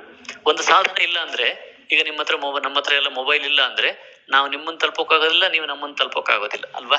ಈ ಸಾಧನ ಇರೋದ್ರಿಂದ ಇಲ್ಲೇ ಕೂತ್ಕೊಂಡು ಮಾತಾಡುವಂತಹ ಮಾತುಗಳು ನಿಮ್ಮ ಮನೆಯವರೆಗೂ ಬಂದಿದೆ. ಸೊ ಈ ಸಾಧನ ಇದ್ರೆ ಮಾತ್ರ ಅದು ಮುಂದುವರಿತದೆ. ಏನ್ ಸಾಧನ? ಇವತ್ತು ಇನ್ಫರ್ಟಿಲಿಟಿ ಅಂತ ಕೇಸ್ಗಳು ಬರ್ತಾ ಇದ್ದಾವೆ ತುಂಬಾ. ಇನ್ಫರ್ಟಿಲಿಟಿ ಹೇಗಿದೆ ಅಂದ್ರೆ, ಎಲ್ಲಾ ಚೆಕ್ ಮಾಡ್ರಿ, ಎಲ್ಲ ಸರಿ ಇದೆ, ಆದ್ರೆ ಮಗು ಆಗ್ತಾ ಇಲ್ಲ. ಏನ್ ಕಾರಣ? ಎಲ್ಲಾ ಸರಿ ಇದೆ, ಟೆಸ್ಟ್ ಮಾಡಿ. ಇವತ್ತು ಟೆಸ್ಟ್ ಮಾಡೋದ್ರಲ್ಲಂತೂ ಬಹಳ ಆಳವಾಗಿ ವಿಜ್ಞಾನ ಮುಂದುವರೆದ್ಬಿಟ್ಟಿದೆ. ಅದನ್ನ ನಾವು ಒಪ್ಕೋತೀವಿ ಕೂಡ. ನಮಗೂ ಅದು ಬಹಳ ಸಹಕಾರನೂ ಮಾಡ್ತದೆ. ಯಾಕಂದ್ರೆ ವಿಜ್ಞಾನ ಸೂಕ್ಷ್ಮ ಕಣ್ಣನ್ನ ಯೋಗಿಗಳು ಅಥವಾ ಸಾಧಕರಷ್ಟೇ ನೋಡ್ಬೇಕಾಗಿರ್ತಕ್ಕಂಥದ್ದನ್ನ ಸ್ಕ್ಯಾನಿಂಗ್ ಅಂತ ಕಂಡಿರೋದು ಗರ್ಭ ಹೆಂಗಿದೆ ಅಂತ ನೋಡ್ಬಿಡ್ತಾರಲ್ವಾ. ಅವಾಗೆಲ್ಲ ಹೇಗಿದ್ರು ಸಾಧಕರು ಕೂತ್ಕೊಂಡು ನೋಡು ನೀನ್ ಗರ್ಭದೊಳಗೆ ಮಗು ಹಿಂಗಿದೆ, ಇಂಥದೇ ಮಗು ಇದೆ, ಅದಕ್ಕೆ ಹಿಂಗ್ ಸೊಟ್ಟ ಇದೆ, ಅದು ಕಪ್ಪು ಇದೆ, ಇದೆಲ್ಲ ಹೇಳ್ತಿದ್ರು ಅವಾಗ. ಈಗ ಹಂಗಲ್ಲ, ಬರೀ ಸ್ಕ್ಯಾನಿಂಗ್ ಮಾಡಿ ಯಾರು ಬೇಕಾದ್ರೂ ಗೊತ್ತು ಮಾಡ್ಕೋಬಹುದು ಅಂತ ಸಾಧನವನ್ನು ಕಂಡಿಡದೇ ಇರ್ತಾನೆ ವಿಜ್ಞಾನ. ಸೊ ಹೀಗೆ ವಿಜ್ಞಾನ ತುಂಬಾ ಸೂಕ್ಷ್ಮವಾಗಿ ಕಂಡುಕೊಂಡಿದೆ. ಆದ್ರೂ ಮಕ್ಕಳಾಗ್ತಾ ಇಲ್ಲ. ಯಾಕೆ ಆಗ್ತಿಲ್ಲ ಅಂದ್ರೆ ಕ್ಷೇತ್ರ ಇದೆ ಅಲ್ಲ ನೋಡಿ. ಒಳ್ಳೆ ಬೀಜವಂತಂದು ಕೆಟ್ಟ ಹೊಲದಲ್ಲಿ ಹಾಕಿ ನೀರು ಕೊಡದಂಗಿದ್ರೆ ಅಥವಾ ಉರಿ ಬಿಸಿಲು ಇರೋಂತಹ ಒಂದು ಮಣ್ಣಿನಲ್ಲಿ ಹಾಕಿ ನೀರು ಕೊಡದಂಗಿದ್ರೆ ಅದು ಮೊಳಕೆ ಹೊಡೆಯುತ್ತಾ ಬೆಳೆಯುತ್ತಾ ಕ್ಷೇತ್ರ ಹೆಂಗಿರ್ಬೇಕು? ಇಲ್ಲಿ ಕ್ಷೇತ್ರ ಯಾವುದು?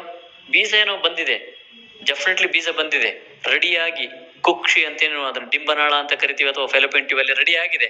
ಗರ್ಭಕೋಶ ಹೆಂಗಿರ್ಬೇಕು? ತಣ್ಣಗಿರ್ಬೇಕಾ, ಬೆಂಕಿ ಇದ್ದಂಗಿರ್ಬೇಕಾ? ಇವತ್ತು ಹೆಣ್ಣು ಮಕ್ಕಳು, ಹುಡುಗಿಯರು ವಿಶೇಷವಾಗಿ ಅವ್ರು ಹೇಳ್ತೀನಿ ನಾನು, ನಿಮ್ಮ ಗರ್ಭಕೋಶದ ಆರೋಗ್ಯ ಹೇಗಿದೆಯೋ ಮುಂದಿನ ಜಗತ್ತು ಆಗಿರ್ತದೆ, ಎಚ್ಚರವಾಗಿರಿ. ನಿಮ್ಮ ಸಂತಾನವೇ ಹಂಗಿರ್ತದೆ, ಭಾರಿ ಎಚ್ಚರವಾಗಿರಿ. ಹಂಗಾರೆ ತಂದೆ ಪಾತ್ರ ಏನಿಲ್ವಾ? ನಾನು 9 ತಿಂಗಳು ಹೊರ ತಂದೆ ಅಲ್ಲ, ತಾಯಿನೇ. ತಂದೆ ಪಾತ್ರ ಇಲ್ಲ ಅಂತಲ್ಲ, ತಂದೆ ಪಾತ್ರ ತಂದೆದು, ತಾಯಿಯ ಪಾತ್ರ ಅಭೂತಪೂರ್ವವಾದದ್ದು. ಜಗನ್ಮಾತೆ ಅಭೂತಪೂರ್ವ, ಸೃಷ್ಟಿ ಉತ್ಪತ್ತಿ ಮಾಡ್ತಕ್ಕಂಥದ್ದೆಲ್ಲ ಜಗನ್ಮಾತೆನೆ. ನಿಮ್ಮ ಗರ್ಭಕೋಶ ಹೇಗಿದೆಯೋ ಹಾಗೆ ನೀವು ಹೆಣ್ಣಾಗಿದ್ದಕ್ಕೆ ಸೌಭಾಗ್ಯ ಪಡ್ಬೇಕು ಅದಕ್ಕೆ, ಆ ವಿಷಯಕ್ಕೆ. ಅಂತಹ ಒಂದು ಸೌಭಾಗ್ಯ ಅದು. ಸೊ ಇಂಥ ಗರ್ಭಕೋಶ ತಣ್ಣಗಿರ್ಬೇಕು, ಬಿಸಿಯಾಗಿರ್ಬೇಕು, ಏನ್ ಬೇಕಾದ್ರೂ ತಿನ್ನದ. ಅದೇನ 12 ವರ್ಷಕ್ಕೆ ಋತುಮತಿ ಆಗ್ಬೇಕು ಅಂತ ಇದೆ ಆಯುರ್ವೇದದಲ್ಲಿ. 12 ಊರ್ಧ್ವಂ ಯಾತಿ 50 ಕ್ಷಯಂ ಅಂತ ಕರೀತಾರೆ ಇದಕ್ಕೆ. ಮಾಸಿ ರಜಃ ಸ್ತ್ರೀಣಾಂ, ಮಾಸಿ ಪ್ರತಿ ತಿಂಗಳು ರಜಃ ಸ್ತ್ರೀಣಾಂ ಸ್ರವತಿ ತ್ರಯಂ, 3 ದಿನ ಸ್ರಾವ ಆಗತ್ತೆ. 12 ಊರ್ಧ್ವಂ ಯಾತಿ 12 ವರ್ಷಕ್ಕೆ ಬರ್ತದೆ. 50 ಕ್ಷಯಂ 55ನೇ ವರ್ಷಕ್ಕೆ ಮುಗಿಯುತ್ತೆ. ಈಗ 12 ವರ್ಷಕ್ಕಿಂತ ಬೇಗ ಆಗ್ತಾರೆ. ಈ 12 ವರ್ಷದ ನಂತರ 23 ವರ್ಷದವರೆಗೂ ಏನೆಲ್ಲ ತಿಂತಾರೆ ಇವತ್ತು ಹುಡುಗಿಯರು? ಅದು ಅವ್ರಿಗೆ ಗೊತ್ತು. ಆಹಾರ ಅನ್ನೋ ಹೆಸರೇ ಇಲ್ಲ, ಬಾಯಲ್ಲಿ ಏನ್ ಬೇಕಾದ್ರೂ ಇಡುವಂತ ಪರಿಸ್ಥಿತಿ ಇವತ್ತಿದೆ. ಗರ್ಭಕೋಶ ಹೆಂಗ್ರಿ ತಣ್ಣಗಿರ್ತದೆ? ಆಸಿಡ್ ಎಷ್ಟು ತಿಂದಿದೀವಿ ಅಂದ್ರೆ ಆಸಿಡ್ನ ನಾವು ಟ್ರೀಟ್ಮೆಂಟ್ ಮಾಡದೆ ಅದ್ರ ಮೇಲೆ ಟ್ರೀಟ್ ಮಾಡ್ತೀವಿ ನಾವಿಲ್ಲಿ.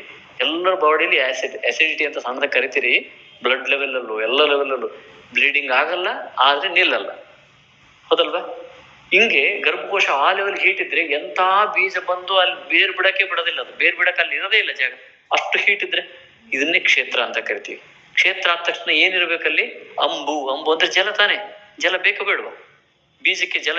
ಸೊ ಆ ಜಲ ಅಂದ್ರೆ ತಾಯಿ ಮಗುವಿಗೆ ಕೊಡ್ತಕ್ಕಂತಹ ಪೋಷಣೆ.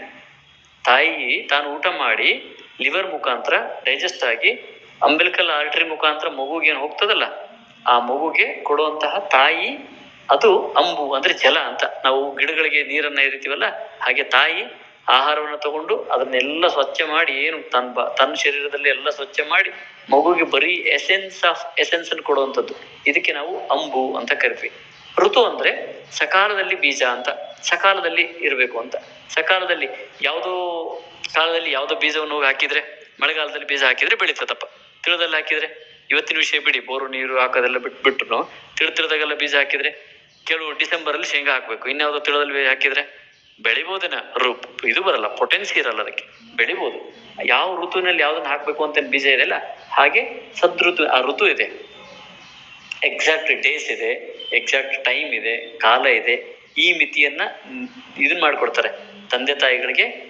ಈ ತಿಂಗಳಲ್ಲಿ ನೀವು ಇಂಥ ಮಾಸದಲ್ಲಿ ಗರ್ಭಧಾರಣೆಗೆ ಯೋಗ್ಯನಾ, ಸರಿ, ಶೋಧನವನ್ನು ತಗೊಳ್ಳಿ, ನೀವು ಯಾರು ಸೇರ್ದಂಗಿರ್ಬೇಕು ಗಂಡ ಹೆಂಡತಿ, ಕೊನೆಯ ದಿನ ಇಂಥ ದಿನ, ಇದು ನಕ್ಷತ್ರ ದಿನ ಚೆನ್ನಾಗಿದೆ, ಇದು ಚೆನ್ನಾಗಿದೆ, ನಿಮ್ಮ ಋತು ಚೆನ್ನಾಗಿದೆ, ಎಲ್ಲದೂ ಸರಿ ಇದೆ, ಈ ದಿನ ನೀವು ಮಗುವಿಗಾಗಿ ನೀವು ಸೇರಬಹುದು ಅಂತಿದೆ. ಇದು ಋತು. ಆ ಋತುವಿನಲ್ಲಿ ಅದ್ಭುತವಾದ ಜೀವ ಹೊರಗೆ ಬರ್ತದೆ. ಬೀಜ ತಂದೆ ತಾಯಿದು, ಜೀವ ಋತು, ಕ್ಷೇತ್ರ, ಅಂಬು, ಇವುಗಳಿಂದ. ಹಾಗಾದ್ರೆ ಇವೆಲ್ಲ ಹೆಂಗಿರ್ತವೆ? ಏನನ್ನ ಹೊಂದಿರ್ತವೆ? ಅದ್ಭುತವಾದ ಜೀವ ಹೊರಗೆ ಬರ್ತದೆ. ಹೆಂಗ್ ಬರ್ತದೆ ಅದು? ಏನೆಲ್ಲ ಒಳಗೊಂಡಿರ್ತದೆ ಒಂದು ಮನುಷ್ಯ? ನಾನು ಕೂಡ, ನೀವು ಕೂಡ, ಎಲ್ಲರೂ ಕೂಡ ಒಂದು ಮನುಷ್ಯ ಅಂದ್ರೆ 6 ಭಾಗಗಳಿದಾವೆ, 6 ಭಾವಗಳು. 6 ಭಾವಗಳಲ್ಲಿ ಯಾವ್ಯಾವ ಭಾವಗಳು ಯಾವ್ಯಾವ ರೀತಿ ವರ್ತನೆ ಮಾಡ್ತವೆ, ಯಾವ್ಯಾವ ಭಾವಗಳು ಡಾಮಿನೆಂಟ್ ಇರ್ತವೆ, ಯಾವ ಕಮ್ಮಿ ಇರ್ತವೆ. ಸೊ ಈ 6 ಭಾವಗಳಂದ್ರೆ ಏನು? ಇವು ಆ ಭಾವಗಳನ್ನ ಎಷ್ಟು ಚೆನ್ನಾಗಿ ನಾವು ಮಗು ಹೊರಗೆ ಬರೋಕ್ಕಿಂತ ಮೊದ್ಲೇನೆ ಅವನ್ನ ಕೆಲವು ಪೋಷಣೆ ಮಾಡಕ್ ಬರ್ತದೆ, ಕೆಲವು ಫಿಕ್ಸ್ ಇರ್ತದೆ, ಏನು ಮಾಡಕ್ ಬರಲ್ಲ. ಕೆಲವು ಫಿಕ್ಸ್ ಭಾವಗಳು ಯಾವುದು ಅಂದ್ರೆ ಮಾತೃಜ ಭಾವ ಫಿಕ್ಸ್, ಬೀಜ ಬಂದಾಗಿದೆ ಫಿಕ್ಸ್. ಪಿತೃಜ ಭಾವ, 6 ಭಾವಗಳಂತ ಹೇಳ್ತೀನಿ ಮೊದಲು. ಮಾತೃಜ ಭಾವ, ಪಿತೃಜ ಭಾವ, ಆತ್ಮಜ ಭಾವ, ಸತ್ವಜ ಭಾವ, ಸಾತ್ಮಜ ಭಾವ, ರಸಜ ಭಾವ. ಈ 6 ಭಾವಗಳಿದಾವೆ. ಮಾತೃಜ ಭಾವ ಫಿಕ್ಸ್, ಪಿತೃಜ ಭಾವ ಫಿಕ್ಸ್, ಆತ್ಮಜ ಭಾವ ಜೀವ ಅದು ಫಿಕ್ಸ್. ಇನ್ನು 3 ಇದಾವೆ: ಸತ್ವಜ, ಸಾತ್ಮ್ಯಜ, ರಸಜ. ಸತ್ವಜ ಅಂದ್ರೆ ಮನಸ್ಸು ಅಂತ. ಸತ್ವ ಅಂದ್ರೆ ಮನಸ್ಸು, ಸಾತ್ವಿಕ ಮನುಷ್ಯನೋ ಅಂತ. ಅವನು ಸ್ವಲ್ಪ ತಮಸ್ಸ ಕಾಣಲ್ಲ ಅವನಿಗೆ, ಹಿಂಗ್ ಮಾತಾಡ್ತೀವಲ್ಲ. ಸಾತ್ವದ ಭಾವ, ಇದನ್ನ ಇಡೀ 9 ತಿಂಗಳು ಸತ್ವವನ್ನ ಮಗುವಿಗೆ ತುಂಬತಾನೇ ಇರಬೇಕು. ಸಾತ್ವಿಕ ಭಾವವನ್ನು ತುಂಬತಾನೇ ಬರ್ತದೆ, ತುಂಬತಾನೇ ಹೋಗುದು. ಈಗ ದೌರ್ಹೃದಿನಿ ಅಂತ ನಮ್ಮಲ್ಲಿ ಇದೆ, ಅಂದ್ರೆ 2 ಹೃದಯವನ್ನು ಹೊಂದಿದವಳು ಅಂತ ಅರ್ಥ. ದೌರ್ಹೃದಿನಿ ಅಂದ್ರೆ 2 ಹೃದಯವನ್ನು ಹೊಂದಿದವಳು, ಆಕೆಗೆ ಬಯಕೆಗಳು ಬರ್ತದೆ ಅಂತ. ಹೌದಲ್ವಾ? ಇದೆಲ್ಲರಿಗೂ ಗೊತ್ತಿರುವಂತದ್ದೇ. ತಾಯಿಗೆ ಬಯಕೆಗಳು ಉತ್ಪತ್ತಿ ಆಗ್ತದೆ, ಆ ಬಯಕೆಗಳನ್ನ ನಾವು ತೀರಿಸ್ಬೇಕು. ಬಯಕೆಗಳನ್ನ ತೀರಿಸದೇ ಇದ್ರೆ ಮಗುಗೆ ತೊಂದರೆ ಆಗ್ತದೆ. ಹೌದು, ಸತ್ಯ. ಏನು ಬಯಕೆಗಳು ಅಂದ್ರೆ? ಬಯಕೆಗಳು ಅಂದ್ರೆ ತಾಯಿ ತಾನು ಇದುವರೆಗೂ ಏನ್ ತಿನ್ನೋಕೆ ಇಷ್ಟಪಡ್ತಿದ್ಲು, ಏನ್ ನೋಡೋಕೆ ಇಷ್ಟಪಡ್ತಿದ್ಲು, ಏನನ್ನ ಕೇಳೋಕೆ ಇಷ್ಟಪಡ್ತಿದ್ಲೋ ಅದಕ್ಕಿಂತ ಭಿನ್ನವಾಗಿ ವರ್ತನೆ ಸ್ಟಾರ್ಟ್ ಆಗ್ತದೆ. ಏನನ್ನೋ ಕೇಳಕ್ ಇಷ್ಟನೇ ಪಡ್ತಿರ್ಲಿಲ್ಲ, ಈಗ ಸಂಗೀತ ಕೇಳಕ್ ಇಷ್ಟಪಡ್ತಾಳೆ ತಾಯಿ. ಏನನ್ನೋ ತಿನ್ನಕ್ಕೆ ಇಷ್ಟಪಡ್ತಿರ್ಲಿಲ್ಲ, ಈಗ ಅದನ್ನ ತಿನ್ನಕ್ಕೆ ಇಷ್ಟಪಡ್ತಾಳೆ. ಏನನ್ನು ನೋಡಕ್ಕೆ ಇಷ್ಟಪಡ್ತಿರ್ಲಿಲ್ಲ, ಈಗ ಅದನ್ನ ನೋಡ್ಬೇಕು ಅಂತ ಅನ್ಸುತ್ತೆ. ಸಂತರ ಮಾತು ಕೇಳ್ಬೇಕು ಅಂತ ಅನ್ಸುತ್ತೆ, ಆ ದೇವಸ್ಥಾನಕ್ಕೆ ಹೋಗ್ಬೇಕು ಅನ್ಸುತ್ತೆ. ಇದೆಲ್ಲ ಇರ್ಲೇ ಇಲ್ಲ ಮೊದ್ಲು. ಇದು ತಾಯಿದಲ್ಲ, ಆ ಮಗು ಹೊರಗೆ ಹಾಕೋಕತ್ತ ಭಾವ. ಆ ಭಾವ ಇದೆಯಲ್ಲ, ಅದು ಸತ್ವಜ ಭಾವ ಅಂತ ಕರಿತೀವಿ. ಈ ಮಗುವಿನ ಮನಸ್ಸು ಅದನ್ನ ಕೇಳುತ್ತೆ. ನನಗೆ ಒಂದ್ ದೇವಸ್ಥಾನಕ್ಕೆ ಹೋಗ್ಬೇಕು ಅಂತ ಅನ್ಸುತ್ತೆ, ಅಲ್ಲಿ ಏನೋ ಕೇಳ್ಬೇಕು ಅಂತ ಅನ್ಸುತ್ತೆ, ಇನ್ಯಾವುದೋ ಒಳ್ಳೆ ಪುಸ್ತಕ ಓದ್ಬೇಕು ಅಂತ. ದಟ್ ಇಸ್ ಫೈನ್, ಅದಕ್ಕೆ ಕೊಡ್ತಾ ಹೋಗಿ ಅಂತ. ಈ ಬಯಕೆಗಳು ಅಂತ, ನನಗೆ ಇದು ತಿನ್ಬೇಕು ಅನ್ಸುತ್ತೆ, ಅದನ್ನ ತಿನ್ಬೇಕು ಅನ್ಸುತ್ತೆ ಅಂತೆಲ್ಲ ತಾಯಿ ಕೇಳ್ತಾರಲ್ಲ, ಅದು ಬಯಕೆಗಳು ಅಂತ. ಇವತ್ತು ಏನಾಗಿದೆ ಗೊತ್ತಾ, ಬಯಕೆಗಳನ್ನ ಎಷ್ಟು ಅಧೋಗತಿ ಇಳಿಸಿದೀವಿ ಅಂದ್ರೆ, ಗರ್ಭಿಣಿ ಆಗಿರ್ತಾಳೆ, ಏನ್ ತಗೊಂಡೋಗೋದಂದ್ರೆ, ಆಕೆಗೆ ದೋಸೆ ಇಷ್ಟ ಕಣ, ದೋಸೆ ತಗೊಂಡೋಗು. ಆಕೆ ಮೈಸೂರು ಪಾಕ್ ಇಷ್ಟ ಕಣ, ಆಕೆಗೆ ಮೈಸೂರು ಪಾಕ್ ತಗೊಂಡೋಗು. ಆಕೆ ಇಷ್ಟ ಅಲ್ಲ ಅದು, ಆಕ್ಚುಲಿ ಇಷ್ಟ ಮಗುಗೆ ಏನ್ ಬೇಕಾಗಿದೆ ಅವ ನಿನಗೆ ಅಂತ ಕೇಳೋ ಪ್ರಶ್ನೆ ಇತ್ತು. ನಾನು ಬಾಲ್ಯದಲ್ಲೂ ಇತ್ತು, ನಮ್ಮ ಅಕ್ಕ ಮತ್ತು ತಂಗಿಗೆ ಹೀಗೆ ಕೇಳ್ತಿದ್ವಿ. ಅಮ್ಮ ಹೀಗೆ ಕೇಳ್ತಿದ್ರು, ನಿಂಗೇನ್ ಇಷ್ಟ ಆಗ್ತದೆ ಅಂತ. ಈಗ ಹಂಗಿಲ್ಲ, ಆಕೆಗೆ ಅದು ಇಷ್ಟ ತಗೊಂಡೋಗು. ಅದು ಆಕೆ ಇಷ್ಟ ಅಲ್ಲ. ಇವತ್ತು ಎಷ್ಟು ಲೆವೆಲ್ಗೆ ತಂದಿಟ್ಟಿದೀವಿ ಅಂದ್ರೆ, ಅವ್ರಿಗೆ ಇಷ್ಟ ಆಗೋದು ತಿನ್ನೋದಂತ ಅಲ್ಲೇ ಅದಲ್ವೇ ಇಲ್ಲ. ಈಗ ಅದು ಸೂಕ್ಷ್ಮ ಭಾವನ ಗುರ್ಸು ಬುದ್ಧಿ ಇದೆಯಲ್ಲೂ ನಮ್ಗೆ ಸೂಕ್ಷ್ಮತೆ ಇದೆಯಲ್ಲೂ ಗೊತ್ತಿಲ್ಲ. ಆದ್ರೂ ಮಗು ಆ ರೀತಿ ಭಾವ ಅಂತ. ಒಂದ್ ವೇಳೆ ಕುಭಾವಗಳನ್ನ ಪ್ರಕಟಣೆ ಮಾಡಿದರೆ, ನಾನು ಪ್ರೈಮರಿ ಸ್ಕೂಲ್ ಓದುವಾಗ ನಮ್ಮ ಕನ್ನಡ ಶಾಲೆ ಮಾಸ್ತರು, 1ನೇ ತರಗತಿ ಮಾಸ್ತರು ತಮಾಷೆಗೆ ಅಪ್ಪಾಜಿ ಜೊತೆ ಮಾತಾಡ್ತಾರೆ. ಸಿದ್ಲಿಂಗಯ್ಯ ಅಂತ ಅವ್ರ ಹೆಸರು. ಅಪ್ಪಾಜಿನ ಶಿಕ್ಷಕರಲ್ಲ, ಮನೆಗೆ ಬಂದಾಗ ಒಂದ್ಸರಿ ಮಾತಾಡ್ತಾ ಇದ್ರು. ಆ ಅಮ್ಮನಿಗೆ ಎಂತ ಬೈಕಿ ನೋಡು, ಅಂಬೂರ್ ಬೀಡಿ ಸೇದಂಗ ಆಗಿತ್ತಂತೆ. ಅಂಬೂರ್ ಬೀಡಿ ಅಂತ ಕೊಟ್ಟೂರಲ್ಲಿ ತುಂಬಾ ಫೇಮಸ್ ಇತ್ತು ಅವಾಗ, ಈಗ ಅದು ಕಂಪ್ನಿ ಇದೆಯಲ್ಲ ಗೊತ್ತಿಲ್ಲ. ಅಂಬೂರ್ ಬೀಡಿ ಸೇದಂಗ ಆಗಿತ್ತಂತ ಮಾರಾಯ, ಹೋಗಿ ಕೊಟ್ಟು ಬಂದ್ವಿ, ಒಂದು ಸೇದಿಸಿದ್ವಿ ಕೊನೆಗೆ ಅಂತ. ಅಂದ್ರೆ ಆ ಮಗು ಎಂತ ಭಾವನವನ್ನು ಹೊರಗೆ ಹಾಕ್ತದೆ ಅಂತ. ಕುಭಾವನ ಹಾಕ್ತದ, ಸುಭಾವವನ್ನು ಹೊರಗೆ ಹಾಕ್ತದ ಅಂತ. ಒಂದ್ ವೇಳೆ ಕೆಟ್ಟ ಭಾವನ ಹೊರಗೆ ಹಾಕ್ತದೆ, ನನಗೇನೋ ಡ್ರಿಂಕ್ಸ್ ಮಾಡ್ಬೇಕು ಅಂತ ಅನಿಸ್ತು, ಸ್ಮೋಕ್ ಮಾಡ್ಬೇಕು ಅಂತ ಅನಿಸ್ತು, ಯಾರನ್ನೋ ಒದಿಬೇಕು ಅಂತ ಅನಿಸ್ತು, ನಾನ್ ವೆಜ್ ತಿನ್ಬೇಕು ಅಂತ, ಇಂಥ ಭಾವಗಳು ತಾಯಿಗೆ ಅದೆಂದೂ ಇಲ್ಲ ಮೊದಲು. ಈಗ ಉತ್ಪತ್ತಿ ಆಗಕ್ಕೆ ಸ್ಟಾರ್ಟ್ ಆಯ್ತು ಅಂದ್ರೆ ಏನ್ ಮಾಡ್ಬೇಕು? ಇಲ್ಲಿ ಸಂಸ್ಕಾರ ಇದೆ, ವೆರಿ ಇಂಪಾರ್ಟೆಂಟ್ ಸಂಸ್ಕಾರ ಇದೆ. ಇಲ್ಲಿ ಯಾವಾಗ ಮಗು ಮೊದಲನೇ 3 ತಿಂಗಳು, 3 ತಿಂಗಳವರೆಗೂ ಇದು ಯಾವ ಭಾವನೂ ಬರಲ್ಲ. ಅವಾಗೆಲ್ಲ ಬರೀ ವಾಂತಿ ಆಗೋದು ಅದಾಗದೇ ಆಗತ್ತೆ. 3.5 ತಿಂಗಳಿಗೆ ಮಗು ತನ್ನ ಮನಸ್ಸನ್ನ ಓಪನ್ ಮಾಡ್ತದೆ. ಅಲ್ಲಿವರೆಗೂ ನೋಡಿ, ಇದೊಂದು ಎಕ್ಸಾಂಪಲ್ ಹಾಗೆ ಗಮನಿಸಿ ನೋಡಿ. ನಿಮಗೆ ಕಿಡ್ನಿಲ್ ಕಲ್ಲಾಯ್ತು ಅಂದ್ಕೊಳ್ಳಿ, ಕಿಡ್ನಿಲ್ ಕಲ್ಲಾಯ್ತು ಅಂದ್ರೆ ವಾಂತಿ ಆಗಕ್ಕೆ ಸ್ಟಾರ್ಟ್ ಆಗ್ತದೆ. ಎಲ್ಲರೂ ಒಂದ್ ಕಡೆ ಗಾಲ್ ಬ್ಲಾಡರ್ ಸ್ಟೋನ್ ಆಯ್ತು ಅಂದ್ರೆ ವಾಂತಿ ಆಗಕ್ಕೆ ಸ್ಟಾರ್ಟ್ ಆಗುತ್ತೆ. ಎಲ್ಲೋ ಶರೀರದ ಒಳಗೆ ಹೊಟ್ಟೆಲೆಲ್ಲೋ ಗಡ್ಡೆ ಇತ್ತು ಅಂದ್ರೆ ವಾಂತಿ ಆಗಕ್ಕೆ ಸ್ಟಾರ್ಟ್ ಆಗುತ್ತೆ. ಮೆದುಳಲ್ಲೊಂದು ಗಡ್ಡೆ ಇತ್ತ ವಾಂತಿ ಆಗಕ್ಕೆ ಸ್ಟಾರ್ಟ್. ಏನಂಗಂದ್ರೆ ವಾಂತಿ ಯಾಕಾಗುತ್ತೆ? ಫಾರಿನ್ ಬಾಡಿ ಏನೋ ಬಂದ್ಬಿಟ್ಟಿದೆ ಬಾಡಿ ಒಳಗೆ ಅಂತ, ಏನೋ ಬೇಡಗಿದ್ದ ಬಾಡಿ ಒಳಗೆ ಬಂದ್ಬಿಟ್ಟಿದೆ, ಹೊರಗೆ ಹಾಕೋಣ ಅಂತ. ಅದು ವಾಂತಿ ಮುಖಾಂತರ ವಾಂತಿ ಮುಖಾಂತರ ಕಿಡ್ನಿ ಸ್ಟೋನ್ ಹೊರಗೆ ಹೋಗಲ್ಲ, ಆದ್ರೆ ಅದಕ್ಕೆ ಬಾಧಕ ಆಗುವಂತ ಅಂಶ ಹೊರಗೆ ಹೋಗ್ಬಿಡ್ತದೆ. ಅದನ್ನ ಮುಂದಿನ ಸಂಗತಿಗಳಲ್ಲಿ ಮಾತಾಡೋಣ. ಸೊ ವಾಂತಿ ಯಾಕೆ ಬರ್ತದೆ ಅಂತ ಆಮೇಲೆ ಮಾತಾಡೋಣ. ಸೊ ವಾಂತಿ ಬರೋದಂತೂ ಹೌದು, ಫಾರಿನ್ ಬಾಡಿ ಬಂದ್ರೆ ವಾಂತಿ ಬರ್ತದೆ. ಮತ್ತೆ ತಾಯಿಗೆ ಆ ಜೀವ ಫಾರಿನ್ ಬಾಡಿನಾ? ಹೌದು, 3 ತಿಂಗಳವರೆಗೂ ಅದು ಫಾರಿನ್ ಬಾಡಿನೇ. ಅದು ಡೆಡ್, ಆಸ್ ಇಫ್ ಡೆಡ್, ಅದಕ್ಕೇನೂ ಗೊತ್ತಿಲ್ಲ. ಅದು ಹಿಂದಿನ ಜನ್ಮದಲ್ಲಿ ಒಂದು ಜೀವನ ಬಿಟ್ಟಾದ್ಮೇಲೆ ಅದು ಎಷ್ಟು ಸುಪ್ತ ಮನಸ್ಸಿಗೆ ಹೋಗ್ಬಿಟ್ಟಿದೆ ಅಂದ್ರೆ, ಎಷ್ಟು ಡೆಪ್ತ್ ಸ್ಲೀಪಿಗೆ ಹೋಗಿದೆ ಅಂದ್ರೆ ಆಸ್ ಇಫ್ ಡೆಡ್ ಅನ್ಬೇಕು. ಅಷ್ಟು ಡೀಪ್ ಸ್ಲೀಪ್ ಹೋಗಿರ್ತದೆ ಅದು ಜೀವ, ಸೂಕ್ಷ್ಮ ಜೀವ. ಅದು ಹೋಗಿ ತಾಯಿ ಅದಕ್ಕೆ ಏನಾಗಿದೆ ಅಂತ ಗೊತ್ತಿಲ್ಲ. ಅದಕ್ಕೆ ಈ ಶರೀರ, ತಾಯಿ ಶರೀರ ಮಾಡ್ತೀವಿ ಏನೋ ನುಗ್ಗಿಬಿಟ್ಟಿದೆ ಈ ಬಾಡಿ ಒಳಗೆ ಅಂತ ವಾಂತಿ ವಾಂತಿ ವಾಂತಿ ಆಗ್ತಾನೆ ಇರ್ತದೆ. 3.5 ತಿಂಗಳು ಬಂದ ತಕ್ಷಣ ಆ ಮಗು ಮನಸ್ಸು ಸ್ಟಾರ್ಟ್ ಆಗ್ತದೆ, ಮನಸ್ಸು ಪ್ರಕಟ ಆಗುತ್ತೆ. ಯಾಕಂದ್ರೆ ಅಲ್ಲಿ ಹಲವಾರು ಸೆಲ್ಗಳು ಬರ್ತದೆ, ಮನಸ್ಸು ಪ್ರಕಟ ಆಗೋದಕ್ಕೆ ಬೇಕಾಗುವಂತಹ ಸಲಕರಣೆಗಳು ಬರ್ತದೆ, ಟ್ಯೂನ್ ಆಗುತ್ತೆ. ರೇಡಿಯೋ ನಾವು ಟ್ಯೂನ್ ಮಾಡ್ತೀವಿ, ಅಲ್ಲಿ ಇಲ್ಲಿ ಟ್ಯೂನ್ ಆದ ತಕ್ಷಣ ಅದು ಪ್ರಕಟ ಆಗ್ತದೆ, ಓಪನ್ ಆಗ್ತದೆ, ನಾನು ಎಲ್ಲಿದ್ದೀನಿ ಅಂತ ನೋಡ್ತದೆ. ಆವಾಗ ಗೊತ್ತಾಗುತ್ತೆ ಇದು ನನ್ನ ತಾಯಿ ಅಂತ ಗೊತ್ತಾಗುತ್ತೆ. ತಾಯಿ ಅಂತ ಒಟ್ಟು ನಾನು ಪೋಷಣೆ ಆಗುವಂತ ಜಾಗ ಅಂತ ಗೊತ್ತಾಗ್ತದೆ. ಆವಾಗ ತಾಯಿಗೂ ಮಗುಗೂ ನೋಡಿ ಒಂದು ರಿಲೇಷನ್ ಬರ್ತದೆ, ವಾಂತಿ ನಿಲ್ತದೆ. ಅಲ್ಲಿವರೆಗೂ ಅದು ಫಾರಿನ್ ಬಾಡಿನೇ. ಈಗ ಬಂದಾಗ ಮಗು ಪ್ರಕಟ ಮಾಡಕ್ ಸ್ಟಾರ್ಟ್ ಆಗುತ್ತೆ, ನನಗಿದು ಬೇಕು, ನನಗದು ಬೇಕು, ನನಗಿದು ಬೇಕು, ನನಗೆ ಅದು ತಿನ್ನಕ್ಬೇಕು, ನಂಗೆ ಇದನ್ನ ಕೇಳಂಗಾಗತ್ತೆ, ನಂಗೆ ಅದನ್ನ ನೋಡಂಗಾಗುತ್ತೆ. ಈಗ ತಾಯಿಲಿ ಬರೋ ಬಯಕೆಗಳನ್ನ ದೌರ್ಹೃದಿನಿ ಬಯಕೆ, 2 ಹೃದಯದ ವ್ಯಕ್ತಿಗೆ ತನ್ನ ಬಯಕೆ ಅವಾಗ ಪ್ರಾಮಾಣಿಕವಾಗಿ ಕೊಡ್ಲೇಬಾರ್ದನು. ಒಂದ್ ವೇಳೆ ಬಯಕೆಗಳನ್ನು ವ್ಯಕ್ತಪಡಿಸಿದ್ರೆ ಏನ್ ಮಾಡ್ಬೇಕು ಅಂದ್ರೆ, ಒಂದ್ ಸಣ್ಣದ ಬೀಡಿ ಸೇದ್ಬೇಕು ಅಂತ ಅನ್ಸಿದ್ರೆ, ಸಿಗರೇಟ್ ಸೇದ್ಬೇಕು ಅನ್ಸಿದ್ರೆ 1 ಜೂರಿ ಎಳಸ್ಬೇಕು, ಇಲ್ಲಾಂದ್ರೆ ಅದಕ್ಕೆ ತೊಂದರೆ ಆಗತ್ತೆ ಮಗುಗೆ. 1 ಜೂರಿ ಎಳಸಿ ಬಿಸಾಕಿ ಮುಂದೆ ಅದನ್ನ ಹುಕ್ಕಾರ್ ಅದನ್ನ ಕಂಟ್ರೋಲ್ ಮಾಡ್ಬೇಕು. ಅದ್ರ ಬಗ್ಗೆ ಬೇರೆ ರೀತಿನ ಅದನ್ನ ನೆಗೆಟಿವ್ ಅಂತಲ್ಲ, ಅದನ್ನ ಬೇರೆ ಭಾವದ ಜೊತೆಗೆ ಟ್ಯಾಲಿ ಮಾಡ್ತಾ. ಈಗ ಕೆಟ್ಟದನ್ನ ಮರಿಬೇಕು ಅಂದ್ರೆ ಪದೇ ಪದೇ ಅದನ್ನ ನೆನಪಿಸೋದಲ್ಲ, ಒಳ್ಳೇದನ್ನ ಹೇಳ್ತಾ ಹೋಗ್ಬಿಟ್ರೆ ಅದು ಮರ್ತೋಗ್ತದೆ ಅಂತ ಹೆಂಗಿದೆಯೋ ಹಾಗೆ ಅದನ್ನ ಒಂದ್ ಜೂರಿ ತೋರ್ಸಿ ಅದಕ್ಕೆ ಸ್ಯಾಟಿಸ್ಫೈ ಮುಂದ್ ಬೇರೆ ಕರ್ಕೊಂಡು ಹೋಗೋದು. ಹಂಗೆ ಯಾವ್ದಾದ್ರು ಕೂಭಾವ ಅಂತ ಅನ್ಸಿದ್ರೆ ಹಂಗೆ ತಗೊಂಡು ಹೋಗೋದು. ಇದೆಲ್ಲ ಕೂಭಾವಗಳು ಬರೋದು ಯಾವಾಗ ಅಂದ್ರೆ, ನಾವು ಗರ್ಭ ಸಂಸ್ಕಾರ ಪ್ರಾರಂಭದಲ್ಲಿ ಮಾಡ್ಕೊಳ್ಳಿಲ್ಲ ಅಂದ್ರೆ ಅರ್ಧದಲ್ಲಿ ಶುರುವಾದಾಗ ಬರೋದು ಇದೆಲ್ಲ ಕಥೆಗಳು, ಕೂಭಾವಗಳು ಅಂತ ಉತ್ಪತ್ತಿಯಾಗೋ ಸಾಧ್ಯತೆ ಕಡಿಮೆ. ಯಾವಾಗ ಕಡಿಮೆ? ಅಲ್ಲಿ ಇಲ್ವೇ ಇಲ್ಲ. ಗರ್ಭ ಸಂಸ್ಕಾರ ಪ್ರಾರಂಭದಿಂದನೇ ತಂದೆ ಪಡ್ಕೊಂಡ್ರೆ ಸಾಧ್ಯನೇ ಇಲ್ಲ ಹಂಗೆಲ್ಲ ಕೂಭಾವಗಳು ಉತ್ಪಾದಕ್ಕೆ. ಸುಸಂಸ್ಕಾರಗಳು ಇರ್ತದೆ. ನೆಕ್ಸ್ಟ್ ಸಾತ್ಮೆಜ ಭಾವ, ಮಾತೃಜ ಪಿತೃಜ ಆತ್ಮಜ ಅದಾಯ್ತು, ಸತ್ವಜ ಆಯ್ತು ಮನಸ್ಸು. ಸಾತ್ಮ್ಯ ಅಂದ್ರೆ ಏನಂದ್ರೆ, ಈಗ ನೋಡಿ 1-2-3 ಪಲ್ಯ ಮಾಡ್ರಿ, ನನಗೆ ಹೀರೆಕಾಯಿ ಪಲ್ಯ ಇಷ್ಟ, ಅವ್ರಿಗೆ ಬದನೆಕಾಯಿ ಪಲ್ಯ ಇಷ್ಟ, ಇನ್ನೊಬ್ಬರಿಗೆ ಬೆಂಡೆಕಾಯಿ ಪಲ್ಯ ಇಷ್ಟ. ತೆಗಂದ್ ನೋಡ್ರಿ ಎಲ್ಲ ಕೆಮಿಕಲ್ ಒಂದೇ ರೀತಿ ಇರ್ತಾವ, ಸ್ವಲ್ಪ ಹೆಚ್ಚು ಕಮ್ಮಿ ಆಚೆ ಈಚೆ. ಯಾಕೆ ಹಂಗಿಷ್ಟ? ನನಗೆ ಸಕ್ಕರೆ ಇಷ್ಟ, ಅವ್ರಿಗೆ ಬೆಲ್ಲ ಇಷ್ಟ. ಯಾಕೆ ಹಂಗಿಷ್ಟ? ಸಿಹಿನೇ ತಾನೆ. ಏನದು ಇಷ್ಟ? ಇದು ಭಾರಿ ಇಂಪಾರ್ಟೆಂಟ್. ಅವ್ನಿಗೆ ರೊಟ್ಟಿ ಇಷ್ಟ ಆಗಲ್ಲ, ಮುದ್ದೆ ಇಷ್ಟ ಆಗುತ್ತೆ, ಅದೇ ಜೋಳದಿಂದ ಮಾಡಿರ್ತಾರೆ. ಒಬ್ರು ರೊಟ್ಟಿ ಇಷ್ಟ, ಒಬ್ರು ಮುದ್ದೆ ಇಷ್ಟ. ಏನದು ಇಷ್ಟ ಅಂದ್ರೆ ಒಗ್ಗೋದು ಅಂತ, ಸಾತ್ಮೆ ಅಂತ.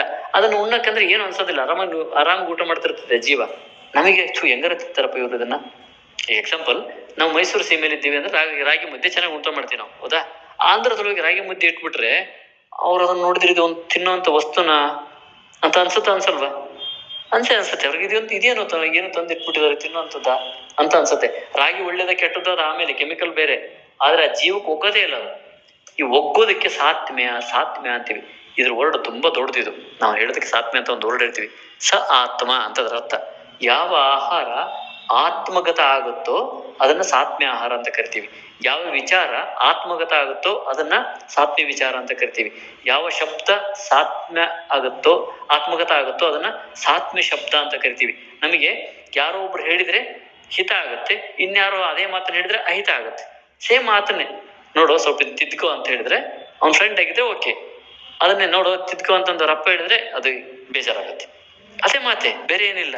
ಸೊ ಯಾವುದು ಒಗ್ಗುತ್ತೋ, ಯಾವುದು ಒಗ್ಗಿಸ್ಕೊಳ್ತದೋ ಅದು ಬೇರೆ ಬೇರೆ ಇರ್ತದೆ. ಪ್ರತಿ ಜೀವಿಗೂ ಬೇರೆ ಬೇರೆ ಇರ್ತದೆ. ಅದರ ಹಿಂದಿನ ಜನ್ಮದ ಸಂಸ್ಕಾರ, ಈಗಿನ ಜನ್ಮದಲ್ಲಿ ತಡ್ಕೊಳ್ಳೋ ಸಾಮರ್ಥ್ಯ, ಎಲ್ಲದರ ಮೇಲೆ ವಿಭಿನ್ನವಾಗಿ ಸಾತ್ಮ್ಯ ಇರ್ತದೆ. ಈ ಸಾತ್ಮ್ಯವನ್ನ ಮೊದಲೇ ಗುರುತಿಸಿ ಅದಕ್ಕೆ ತಕ್ಕಂತಹ ಆಹಾರವನ್ನ ನಾವು ಮಗುಗೆ ಕೊಡ್ತಾ ಬರ್ಬೇಕು. ಅದು ಯಾವುದೋ ಓಕ ಸಾತ್ಮ್ಯ ಅಂತ ಕರಿತೇವೆ. ಓಕ ಅಂದ್ರೆ ಆಹಾರ, ಅನ್ನ ಸಾತ್ಮ್ಯ ಇರ್ತದೆ, ಅದನ್ನ ಕೊಡ್ತಾ ಬರ್ಬೇಕು. ಇದು ಇಂಪಾರ್ಟೆಂಟ್. ನಾವು ಕ್ಯಾಲ್ಸಿಯಮ್ಮೇ ಕೊಡ್ತೀವಿ, ನಾನು ಐರನ್ನೇ ಕೊಡ್ತೀನಿ, ನಾನು ವಿಟಮಿನ್ ಹಿಂಗೆ ಕೂತ್ಕೊಂಡ್ರೆ ನನ್ನ ತಂಗಿ ಒಂದು ಗುಳಿಗೆ ನುಂಗ್ತಿರ್ಲಿಲ್ಲ. ಡಾಕ್ಟರ್ ನುಂಗದೆ ವಿಧಿನೇ ಇಲ್ಲ, ನುಂಗ್ಲೇಬೇಕು ಅಂತ. ನುಂಗ್ಲೇ ಇಲ್ಲ ಪುಣ್ಯಾತ್ಮ, ಒಂದು ಮಾತ್ರ ನುಂಗ್ತಿರ್ಲಿಲ್ಲ. ನಿನಗೆ ಐರನ್ ಕಮ್ಮಿ ಆಗುತ್ತೆ, ಕ್ಯಾಲ್ಸಿಯಂ ಏನು ಕಮ್ಮಿ ಆಗಿಲ್ಲ, 3 ಮಕ್ಕಳಿದಾವೆ ಆಕೆಗೆ, ಏನು ಕಮ್ಮಿ ಆಗ್ಲಿಲ್ಲ, ನುಂಗಲ್ಲ ಅಂತ. ಅಂದ್ರೆ ಬೈ ಫೋರ್ಸ್ ಇದೇ ಆಗ್ಬೇಕಂತ ಅದಕ್ಕೆ ಇಷ್ಟ ಆಗತ್ತೆ, ಬೇಕಂದ್ರೆ ಅದಕ್ಕೆ ಇತ್ತದ್ ಬೇಕು, ನನಗೆ ಅಂತದ್ ಬೇಕು ಅಂತೆಲ್ಲ ಕೇಳ್ತಾರೆ. ಸೊ ಇದು ಸಾತ್ಮೆಜ ಭಾವ ಇದೆಯಲ್ಲ, ಇದು ಆತ್ಮಗತ ಆಗುವಂಥದ್ದು. ಇದು ಸಾಮಾನ್ಯವಾಗಿ ಜೀವಿಗಳಿಗೆ ಅಂತ ಸುಶ್ರುತಾಚಾರ್ಯರು ಬಿಡ್ತಾರೆ, ಜೀವಿ ಸಾತ್ಮ್ಯ ಅಂತ. ಅಂದ್ರೆ ಮನುಷ್ಯರಿಗೆ ಸಾತ್ಮ್ಯ ಆಗಿರ್ತಕ್ಕಂಥ ಆಹಾರಗಳು ಅಂತ ಪಟ್ಟಿ ಇದೆ. ಪಶುಗಳಿಗೆ ಅಂದ್ರೆ ಈ ಗೋವುಗಳಿಗೆ ಸಾತ್ಮ್ಯ ಅಂತ ಆಹಾರಗಳು ಇದೆ. ಪ್ರಾಣಿಗಳು ಬಿಡಿ, ಅವು ಸಾತ್ಮ್ಯ ಬಿಟ್ಟು ಮತ್ತೊಂದೇನು ತಿನ್ನೋದೇ ಇಲ್ಲ. ಅವು ಮೂಸು ವಾಸನೆ ಕೂಡ ನೋಡಲ್ಲ ಅವು. ಆದ್ರೆ ಮನುಷ್ಯ ಮಾತ್ರ ಅದನ್ನೇ ಬರ್ತಿದ್ದೆ, ಹುಲಿ ಮುಂದೆ ಹುಲ್ಲಿಟ್ರೆ ತಿನ್ನಲ್ಲ, ಹಸುರ ಮುಂದೆ ಮಾಂಸ ಇಟ್ರೆ ತಿನ್ನಲ್ಲ, ಮನುಷ್ಯನ ಮುಂದೆ ಏನಿಟ್ರು ತಿಂದ್ಬಿಡ್ತಾನೆ ಅಂತ. ಸಾತ್ಮೆ ಹೌದಲ್ಲ ವಿಚಾರ ಇಲ್ಲ ತಿಂದಾಕ್ಬಿಡೋದು ಅಂತ. ಸೊ ಸಾತ್ಮೆ ಹೌದಲ್ಲ ಅಂತ ಅದಕ್ಕೆ ಗೊತ್ತಾಗತ್ತೆ ಹಿಂಗೆ ರುಚಿ ಅನ್ಸುತ್ತೆ, ಅಟ್ರಾಕ್ಟ್ ಮಾಡುತ್ತೆ, ತಿನ್ಬೇಕು ಅಂತ ಅನ್ಸುತ್ತೆ, ಬೇಕು ಅಂತ ಅನ್ಸುತ್ತೆ, ಬೇಡ ಅನ್ಸಲ್ಲ. ಸೊ ಇದು ಸಾತ್ಮೆ. ಆತನಿಗೆ ಬದ್ನೇಕಾಯಿ ಪಲ್ಯ ಬೇಕು ಅನ್ಸುತ್ತೆ, ಇನ್ನೊಬ್ಬರಿಗೆ ಹೀರೆಕಾಯಿ ಪಲ್ಯ ಬೇಕು ಅಂತ ಅನ್ಸುತ್ತೆ. ಏನು ವಿಶೇಷ ಬಹಳ ವ್ಯತ್ಯಾಸ ಇರಲ್ಲ, ಅವು ಬೇಕು ಅಂತ ಅನ್ಸುತ್ತೆ. ಸೊ ಅನ್ಸೋದು ಏನು ಅರ್ಥ ಅಂದ್ರೆ ಆತನ ಶರೀರದ ಜೀವದ ಕಣಗಳು ಆ ರೂಪದನ್ನ ಇಷ್ಟಪಡ್ತವೆ, ಆ ಭಾವದಲ್ಲಿ ಇಷ್ಟಪಡ್ತವೆ. ಯಾರೋ ಹೇಳಿದ್ರೆ ಅದು ಕೇಳಬೇಕು ಅಂತ ಅನ್ಸುತ್ತೆ, ಆ ಭಾವದಲ್ಲಿ ಇಷ್ಟಪಡ್ತದೆ, ಇನ್ನೊಂದು ಭಾವದಲ್ಲಿ ಇಷ್ಟಪಡಲ್ಲ. ಒಬ್ರು ಹೇಳಿದ್ರು, ನಾನು ಶಿವನ ಭಾವದಲ್ಲೇ ನೋಡೋದು, ಇನ್ನೊಂದು ಭಾವದಲ್ಲೇ ನೋಡೋದೇ ಇಲ್ಲ. ನಾನು ದೇವ್ರಿನ್ ಯಾವ ಭಾವದ ಬಂದ್ರೂ ನಂಗೆ ಇಷ್ಟಪಡಲ್ಲ, ನಾನು ಅದೊಂದೇ ಭಾವದಲ್ಲೇ ನೋಡೋದು ಅಂತ ಒಬ್ರು ಯಾರೋ ಕೂತ್ಕೋತಾರೆ. ಪಾರ್ವತಿ ಶಾಪ ಕೊಡ್ತಾಳೆ, ಏನೋ ನಾನು ಶಿವನ ಜೊತೆಗಿದ್ರು ನನ್ನನ್ನು ಕಣ್ಣೆತ್ತಿ ನೋಡಲಿಲ್ಲ, ಮಾತಾಡ್ಸ್ಲಿಲ್ಲ. ಹಿಂಗೇನೋ ಕಥೆ ಇದೆ, ಕಥೆ ಅಲ್ಲ ಅದು, ಹೀಗಿದೆ. ಮತ್ತೆ ಜಗನ್ಮಾತೆನ ಮತ್ತೆ ಕೇಳ್ಕೊತಾರೆ, ಕಣ್ಣು ಹೋಗುತ್ತೆ, ಜಗನ್ಮಾತೆ ಕೇಳ್ಕೊತಾರೆ. ಅಂದ್ರೆ ತನಗೇನ್ ಭಾವ ಬೇಕೋ ಅದ ಭಾವ ಮಾತ್ರ ಇಷ್ಟಪಡೋದು ಜೀವ ಅಂತ. ಇದಕ್ಕೆ ಸಾತ್ಮೆ ಅಂತ ಕರೀತಾರೆ. ಕೊನೆಯದಾಗಿ ರಸಜ ಭಾವ.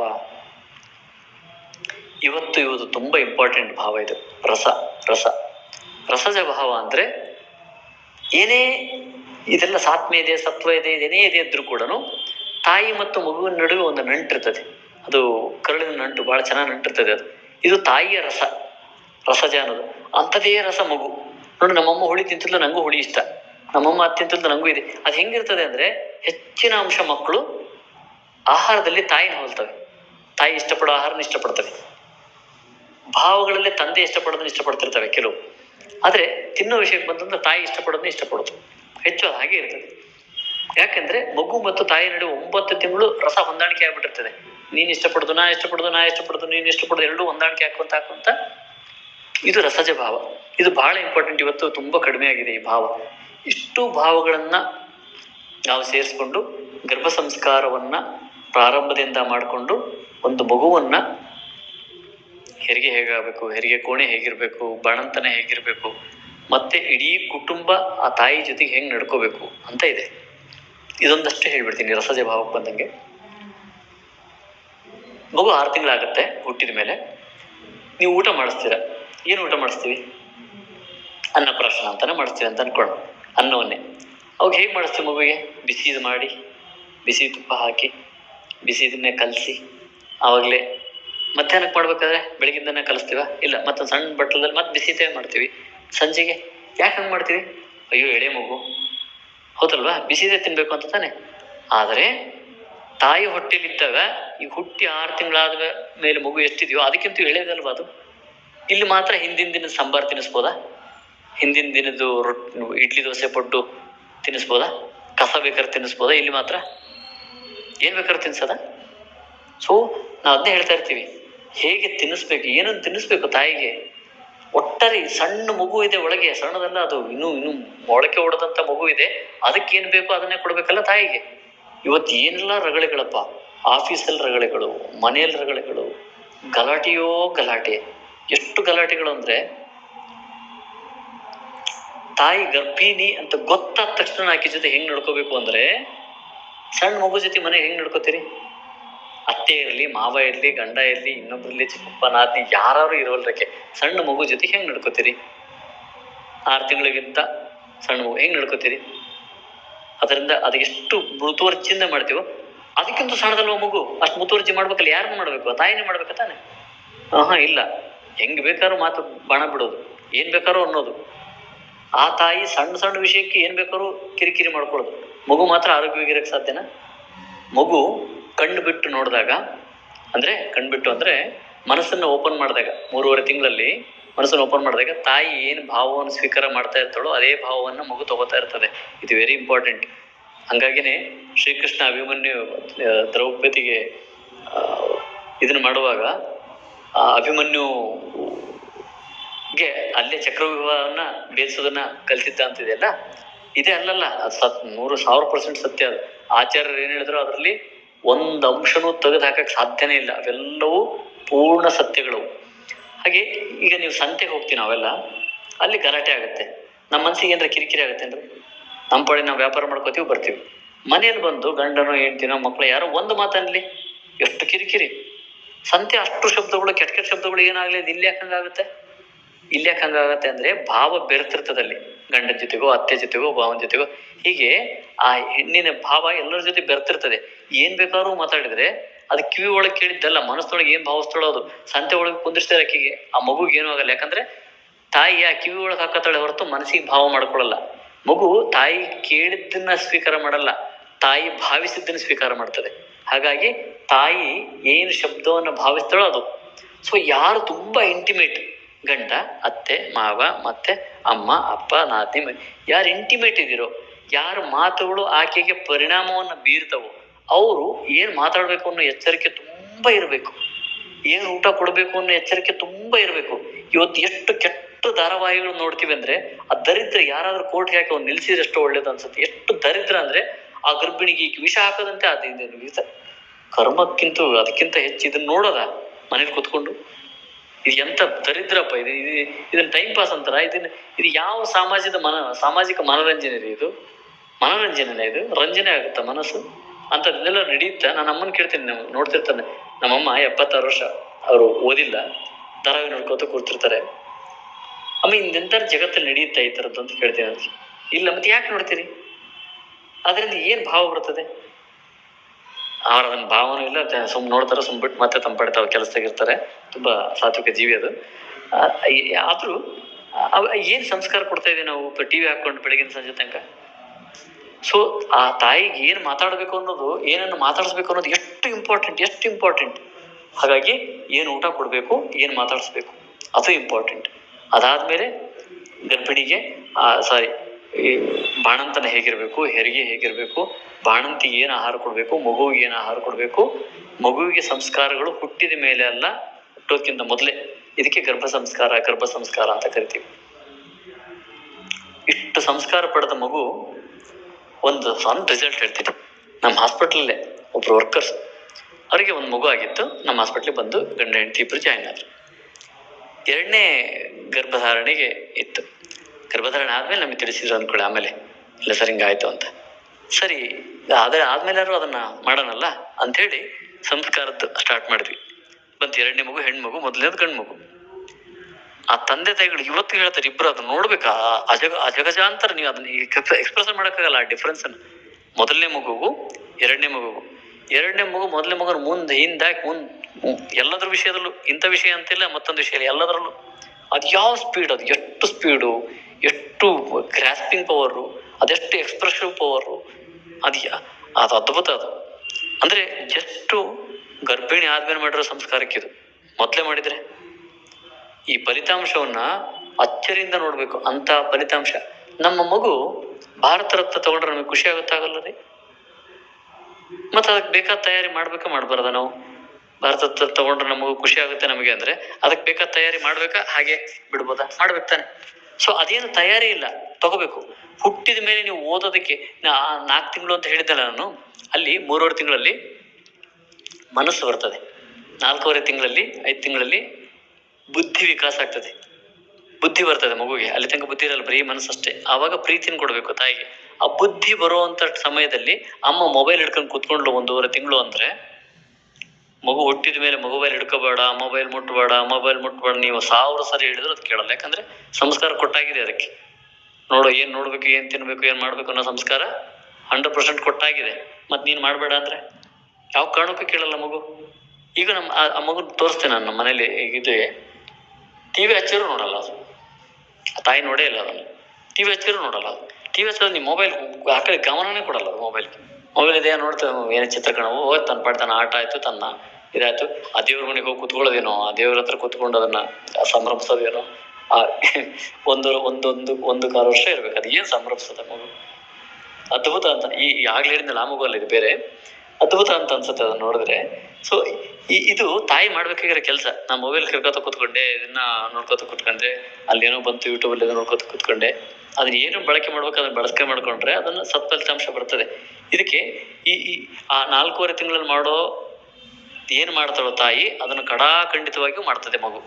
ನೀವು ನೋಡಿ ಮನೇಲಿ ತಾಯಿ ಸೀರೆ ಉಟ್ಕೊಳ್ಳೋದು ನೋಡಿ ಮಗು ಒಂದು ಟವಲ್ ಉಟ್ಕೊಳ್ತದ. ತಂದೆ ಶೇವ್ ಮಾಡ್ಕೊಳ್ಳೋದೋಗಿ ನನ್ನ ಮಗ ಸಣ್ಣನಿದ್ದಾಗ ನಾನು ಶೇವ್ ಮಾಡ್ಕೊಳ್ಳೋದು ನೋಡಿ ನನ್ನ ಬ್ಲೇಡ್ ತಗೊಂಡೋಗಿ ಮುಖ ಕೇಳ್ಕೊಂಡು ಮೂಗಿನ ಕೆಳಗೆ ರಕ್ತ ಬಂದಿತ್ತು. ಹೇಳಕ್ ತಯಾರಿಲ್ಲ ಅವನು. ಏನಾಯ್ತು ಅಂದ್ರೆ ಏನು ಹೇಳಕ್ತಾ ಇಲ್ಲ, ಮಾತು ಬರ್ತಿರ್ಲಿಲ್ಲ ಅವನಿಗೆ.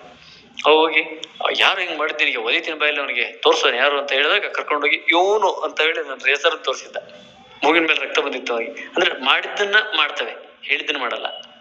ನಾವು 4.5 ತಿಂಗಳಲ್ಲಿ ಮಾಡದನ್ನ ಏನ್ ಮಾಡ್ಬೇಕು ಅದನ್ನ ಖಂಡಿತವಾಗ್ಲೂ ಈಗ ಮಾಡ್ತಾ ಹುಟ್ಟಿದ ಮೇಲೆ ಎಲ್ಲ ಸಂಸ್ಕಾರ ಕೊಡೋದು ಹುಟ್ಟೋಕ್ಕಿಂತ ಮೊದಲೇನೆ.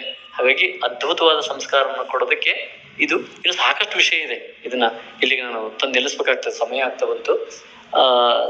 ನಾ ಫಲಿತಾಂಶವನ್ನ ಹೇಳಿದ್ನಲ್ಲ, ಈ ಬಾಣಂತಿ ಹೇರಿಗೆ ಈ ವಿಷಯ ಎಷ್ಟು ವರ್ಷ ಆಗ್ಬಿಟ್ಟಿದೆ ಅಂದ್ರೆ, ಬಾಣಂತಿ ಕೋಣೆ ಅಂತ ಇದ್ವು, ಎಲ್ರಿಗೂ ನೆನಪಿದ್ರೆ ನೆನ್ಪು ಮಾಡ್ಕೊಳ್ಳಿ. ಬಾಣಂತಿ ಕೋಣೆ ಅಂತಿದ್ವು. ಅಲ್ಲಿಗೆ ಬೆಳಕು ಬರ್ತಿರ್ಲಿಲ್ಲ, ಬಹಳ ಕಡಿಮೆ ಇತ್ತು ಬೆಳಕು. ಒಂದು ಬೆಳಕಲ್ಲಿ ಒಂದು ದೀಪ ಹಚ್ಚಿಟ್ಟು ಅಷ್ಟೇ ಬೆಳಕು, ಅದಕ್ಕಿಂತ ಹೆಚ್ಚು ಬೆಳಕಿಲ್ಲ. ಗಾಳಿ ಬೆಚ್ಚಗಿರ್ಬೇಕು, ಅದು ಗಾಳಿ ಬರ್ತದೆ, ಆಕ್ಸಿಜನ್ ಒಂದು ಸಾಕಲ್ವಾ, ಉಳಿದಲ್ಲ. ಇವತ್ತು ಹೆರಿಗೆ ಆದ ಹಾಸ್ಪಿಟ್ಲ್ಗಳಲ್ಲಿ ನೋಡಿದ್ರೆ ಫ್ಯಾನ್ ಹಾಕೊಂಡು AC ರೂಮಲ್ಲಿ ಇಟ್ಕೊಂಡು ಒಬ್ಬರೊಬ್ಬರೇ ಆ ಫೋಟೋಥೆರಪಿ ಅಂತ ಮಾಡ್ತಾರೆ. ಆ ಮಗುಗೆ ಜಾಂಡಿಸ್ ಬಂದಿದೆ ಅಂತ ಖಂಡಿತವಾಗ್ಲೂ 100ಕ್ಕೆ 90% ಮಕ್ಕಳಿಗೆ ಅದರ ಅವಶ್ಯಕತೆ ಇಲ್ಲ, ಬಿಸಿಲು ನಿಲ್ಸಿರ್ ಸಾಕು.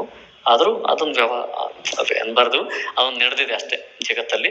ಆ ಫೋಟೋ ಹಾಕಿ ಮಗು ಮರಿ ಇದಕ್ಕೆ ಎಷ್ಟು ತೊಂದರೆ ಆಗುತ್ತೆ ಅಂದ್ರೆ ನೀವು ಇಮೇಜಿನೇ ಮಾಡಕ್ಕಾಗಲ್ಲ ಅಷ್ಟು. ಯಾಕಂದ್ರೆ ಫಾರ್ ದ ಫಸ್ಟ್ ಟೈಮ್ ಜಗತ್ತಿಗೆ ಕಂಡುಬಿಡ್ತಾ ಇದೆ ಮಗು, ಫಾರ್ ದ ಫಸ್ಟ್ ಟೈಮ್.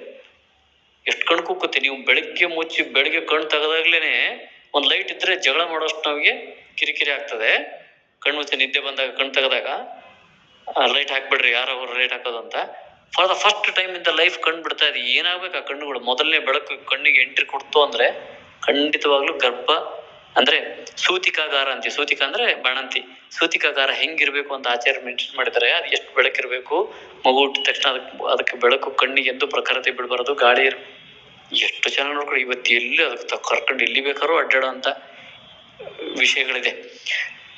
ಇದಕ್ಕೆ ಬಾಣಂತಿ ಇವತ್ತು ಹಂಗಂದ್ರೆ ಏನಂತ ಗೊತ್ತಿಲ್ಲ.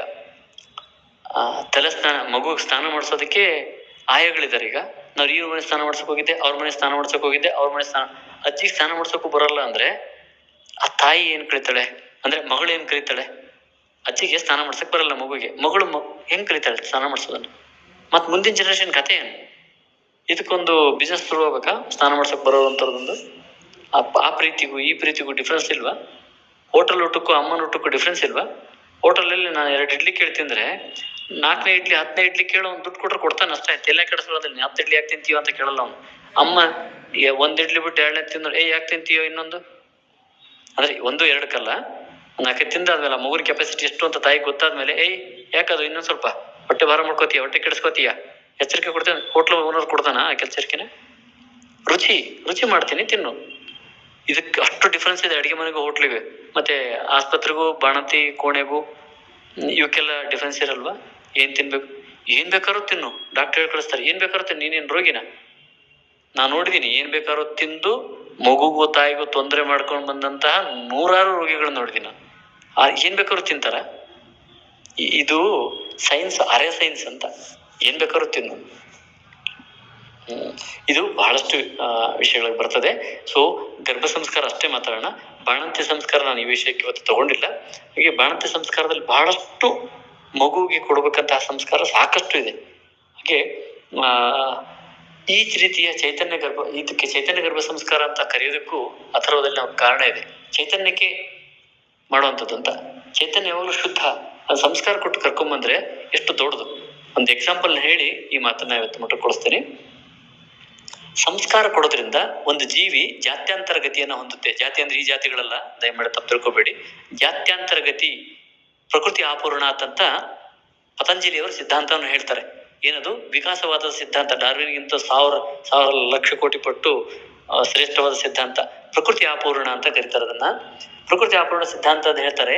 ಜೀವಿ ಜಾತ್ಯಾಂತರ ಗತಿಯನ್ನು ಹೊಂದಬೇಕು ಅಂದ್ರೆ, ಜಾತ್ಯಾಂತರ ಅಂದ್ರೆ ಪಶು ಇದ್ದದ್ದು ಇನ್ನೊಂದಾಗಿ, ಇನ್ನೊಂದಿದ್ದದ್ದು ಮತ್ತೊಂದಿದ್ದದ್ದು ಮನುಷ್ಯನಾಗಿ ಜಾತಿಯನ್ನ ಹೊಂದಬೇಕು ಅಂತಂದರೆ, ಮನುಷ್ಯ ಜಾತಿ ಅಂತ ಹೊಂದಬೇಕು ಅಂದ್ರೆ ಏನೆಲ್ಲ ಇರಬೇಕು ಅಂತ ಪತಂಜಲಿಯವರು ಅಲ್ಲಿ ಹೇಳ್ತಾರೆ. ಆ ಜಾತ್ಯಾಂತರ ಗತಿಗೆ ಬೇಕಾದಂತಹ ಒಂದು ಉದಾಹರಣೆಯನ್ನು ಕೊಡ್ತಾರೆ, ಸಣ್ಣದೊಂದು ಪುಟ್ಟ ಉದಾಹರಣೆ. ಈಗ ಕಬ್ಬು ಇದೆ, ಆಚಾರ್ಯರು ಬೆಲ್ಲವನ್ನ ಶ್ರೇಷ್ಠ ಅಂತ ಕರೀತಾರೆ. ಹಾಗೆ ಬಂಗಾರವನ್ನು ಶ್ರೇಷ್ಠ ಅಂತ ಕರೀತಾರೆ.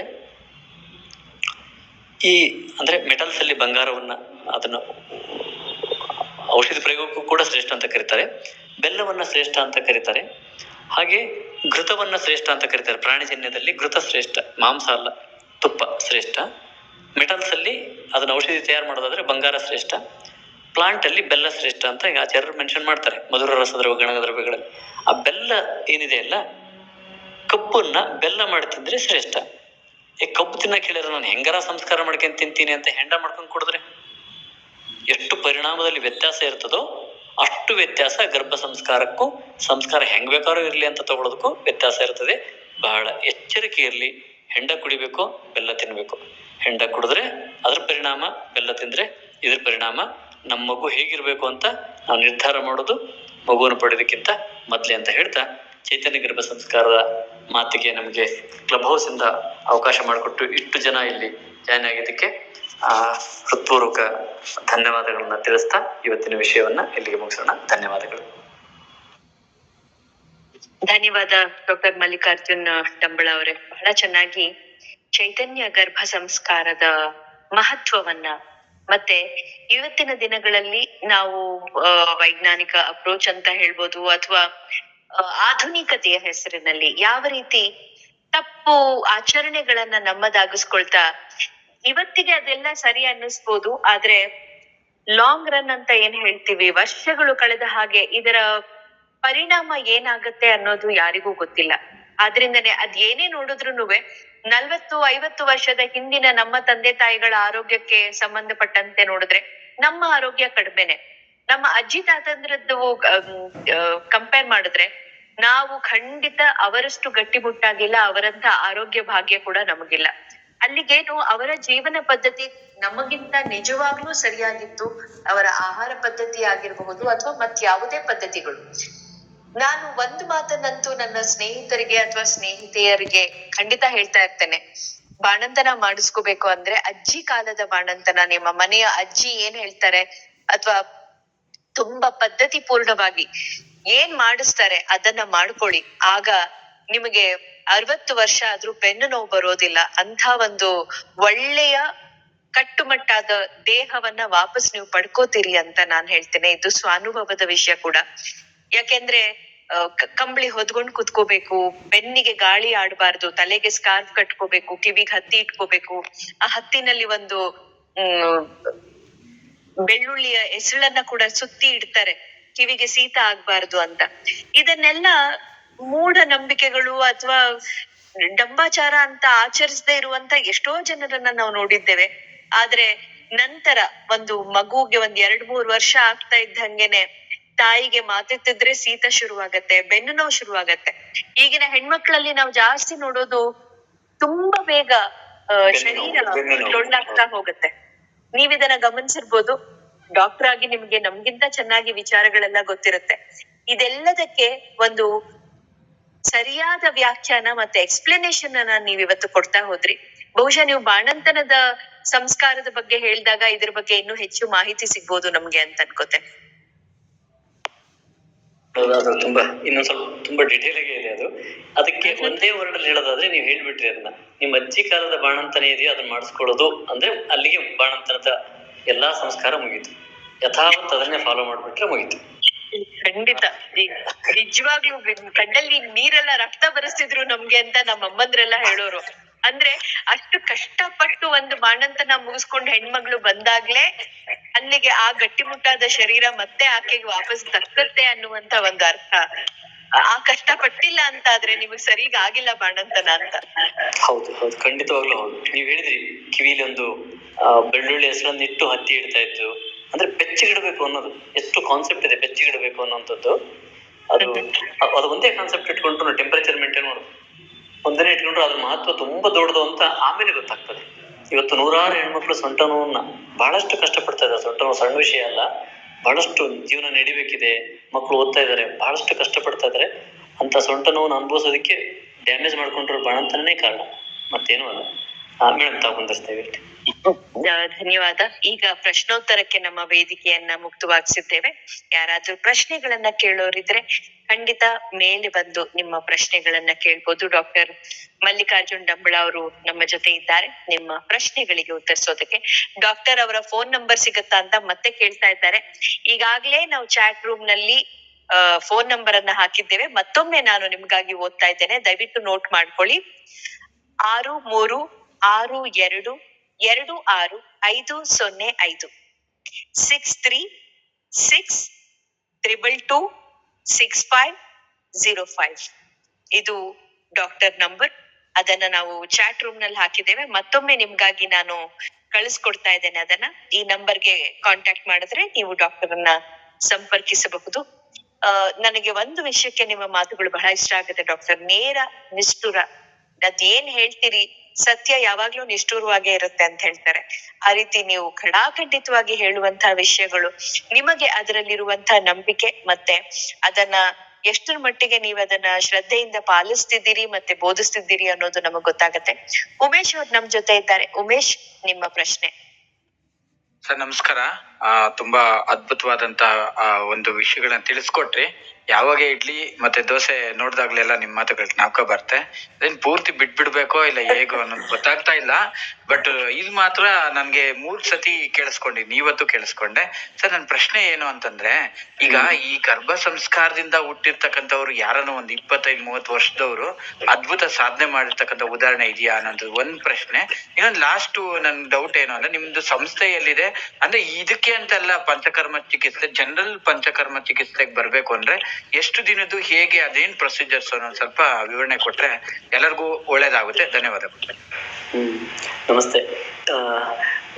ಸಂಸ್ಥೆ ಬಗ್ಗೆ ಮೇಡಮ್ ಅವಾಗ್ಲೇ ಹೇಳಿದ್ರೆ, ಎಲ್ಲಿದೆ? ಬೆಂಗಳೂರು, ಶಿವಮೊಗ್ಗ, ದಾವಣಗೆರೆ 3 ಕಡೆನೂ ಸಂಸ್ಥೆ ಇದೆ. ಆ ನಂಬರ್ಗೆ ಸಂಪರ್ಕ ಮಾಡಿದ್ರೆ ಆ ಸಂಸ್ಥೆ ಬಗ್ಗೆ ಮಾಹಿತಿ ಕೊಡ್ತಾರೆ, ಬೇರೆ ವಿಷಯ ಇರಲಿ. ಈ 20-30 ವರ್ಷ ಆದಂತವ್ರು ಇದಾರ ಅಂತಾದ್ರೆ ಇದು ನಡೀತಾನೆ ಇತ್ತು ಅಂತ ಭಾರತದಲ್ಲಿ. ನಾವೀಗ ಪ್ರಾಕ್ಟೀಸ್ ಸ್ಟಾರ್ಟ್ ಮಾಡಿದ್ರೆ 20 ವರ್ಷ ಆಗಿದೆ. ನಾವು ಗರ್ಭ ಸಂಸ್ಕಾರ ಅಂತ ಸೀರಿಯಸ್ ಆಗಿ ಪ್ರಾರಂಭ ಸ್ಟಾರ್ಟ್ ಮಾಡಿ 5 ವರ್ಷ ಆಗಿದೆ. 5 ವರ್ಷದ ಮಕ್ಕಳು ಸಿಗ್ತಾರೆ ನಮ್ಮಲ್ಲಿ.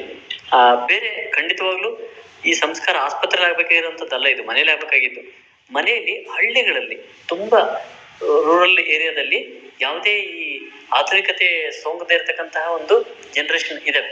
ಆ ಜನರೇಷನ್ ಅಲ್ಲಿ ಬಂದಿರತಕ್ಕಂತಹ ಮಹಾತ್ಮರು ಹೊರಗೆ ಬರ್ತಾ ಇದಾರೆ ನೋಡ್ರಿ. ಈಗ 625 ಮಾರ್ಕ್ಸ್ ತೆಗೆಯುವಂತ ಮಕ್ಕಳೆಲ್ಲ ಬರ್ತಾ ಇದ್ದಾರೆ ನೋಡಿ. ಅವ್ರಿಗೆ ಗ್ರಾಮೀಣ ಪ್ರತಿಭೆಗಳು ಅಂತ ಕರಿತೀವಲ್ಲ, ಇವೆಲ್ಲ ಅವ್ರಿಗೆ ಟಾರ್ಗೆಟ್ ಕೊಡೋದಿಲ್ಲ ಮಕ್ಕಳಿಗೆ. ತಾಯಿ ಬಹಳಷ್ಟು ಸಹಜವಾಗಿ, ನೀವು ಗಮನಿಸಿರ್ತೀರ, ಬಹಳಷ್ಟು ಸಹಜವಾಗಿ ಅವನ್ನ ಬೆಳೆಸಿಬಿಟ್ಟಿರ್ತಾರೆ. ಅದು ಔಟ್ಪುಟ್ ರಿಸಲ್ಟ್ ಅದೇ. ಅದರಿಂದ ಬೇರೆ ಏನೂ ಅಲ್ಲ. ಇದು ಆಸ್ಪತ್ರೆಯಲ್ಲಿ ನಡೆಯುವಂಥದ್ದಲ್ಲ, ಮನೇಲಿ ನಡಿಬೇಕಾಗಿದ್ದು. ನಾವು ಆಸ್ಪತ್ರೆಯಿಂದ ಅದನ್ನ ಪ್ರಸಾರ ಮಾಡ್ತಾ ಇದ್ವಿ. ಎಲ್ಲ ನಡಿಬೇಕಾಗಿರೋದು ಮನೇಲೇನೆ. ಇದಕ್ಕೇನೋ ಒಂದು ವಿಶೇಷವಾದ ಇದೆಲ್ಲ ಇದೆ ಅಂತಲ್ಲ. ಶೋಧನ ಚಿಕಿತ್ಸೆ ಅಂತ ಹೇಳಿದೆ. ಶೋಧನ ಚಿಕಿತ್ಸೆನ ನಮ್ಮ ಮನೇಲಿ, ನಾ ಹಿಂದಿನ ಇದರಲ್ಲಿ ಹೇಳಿದ್ದೆ, ಒಂದು ಹರಳೆಣ್ಣೆ ತೆಗಿತಾ ಇದ್ರು ಮನೆಯಲ್ಲಿ. ಹರಳೆಣ್ಣೆಲಿ ಹಪ್ಪಳ ಕರೆದು ಕೊಟ್ಬಿಡೋರು. ತಿಂದ್ರೆ ಶೋಧನ ಆಗಿರ್ತಿತ್ತು ಚೆನ್ನಾಗಿ, ಲೂಸ್ ಮೋಷನ್ ಆಗಿ ಸ್ವಚ್ಛ ಆಗಿರೋದು. ಯಾವಾಗ ಮಕ್ಕಳಿದ್ದಾಗಿಂದ ಮಾಡ್ಕೊಂಡ್ ಬಂದಿರ್ತಿದ್ರು.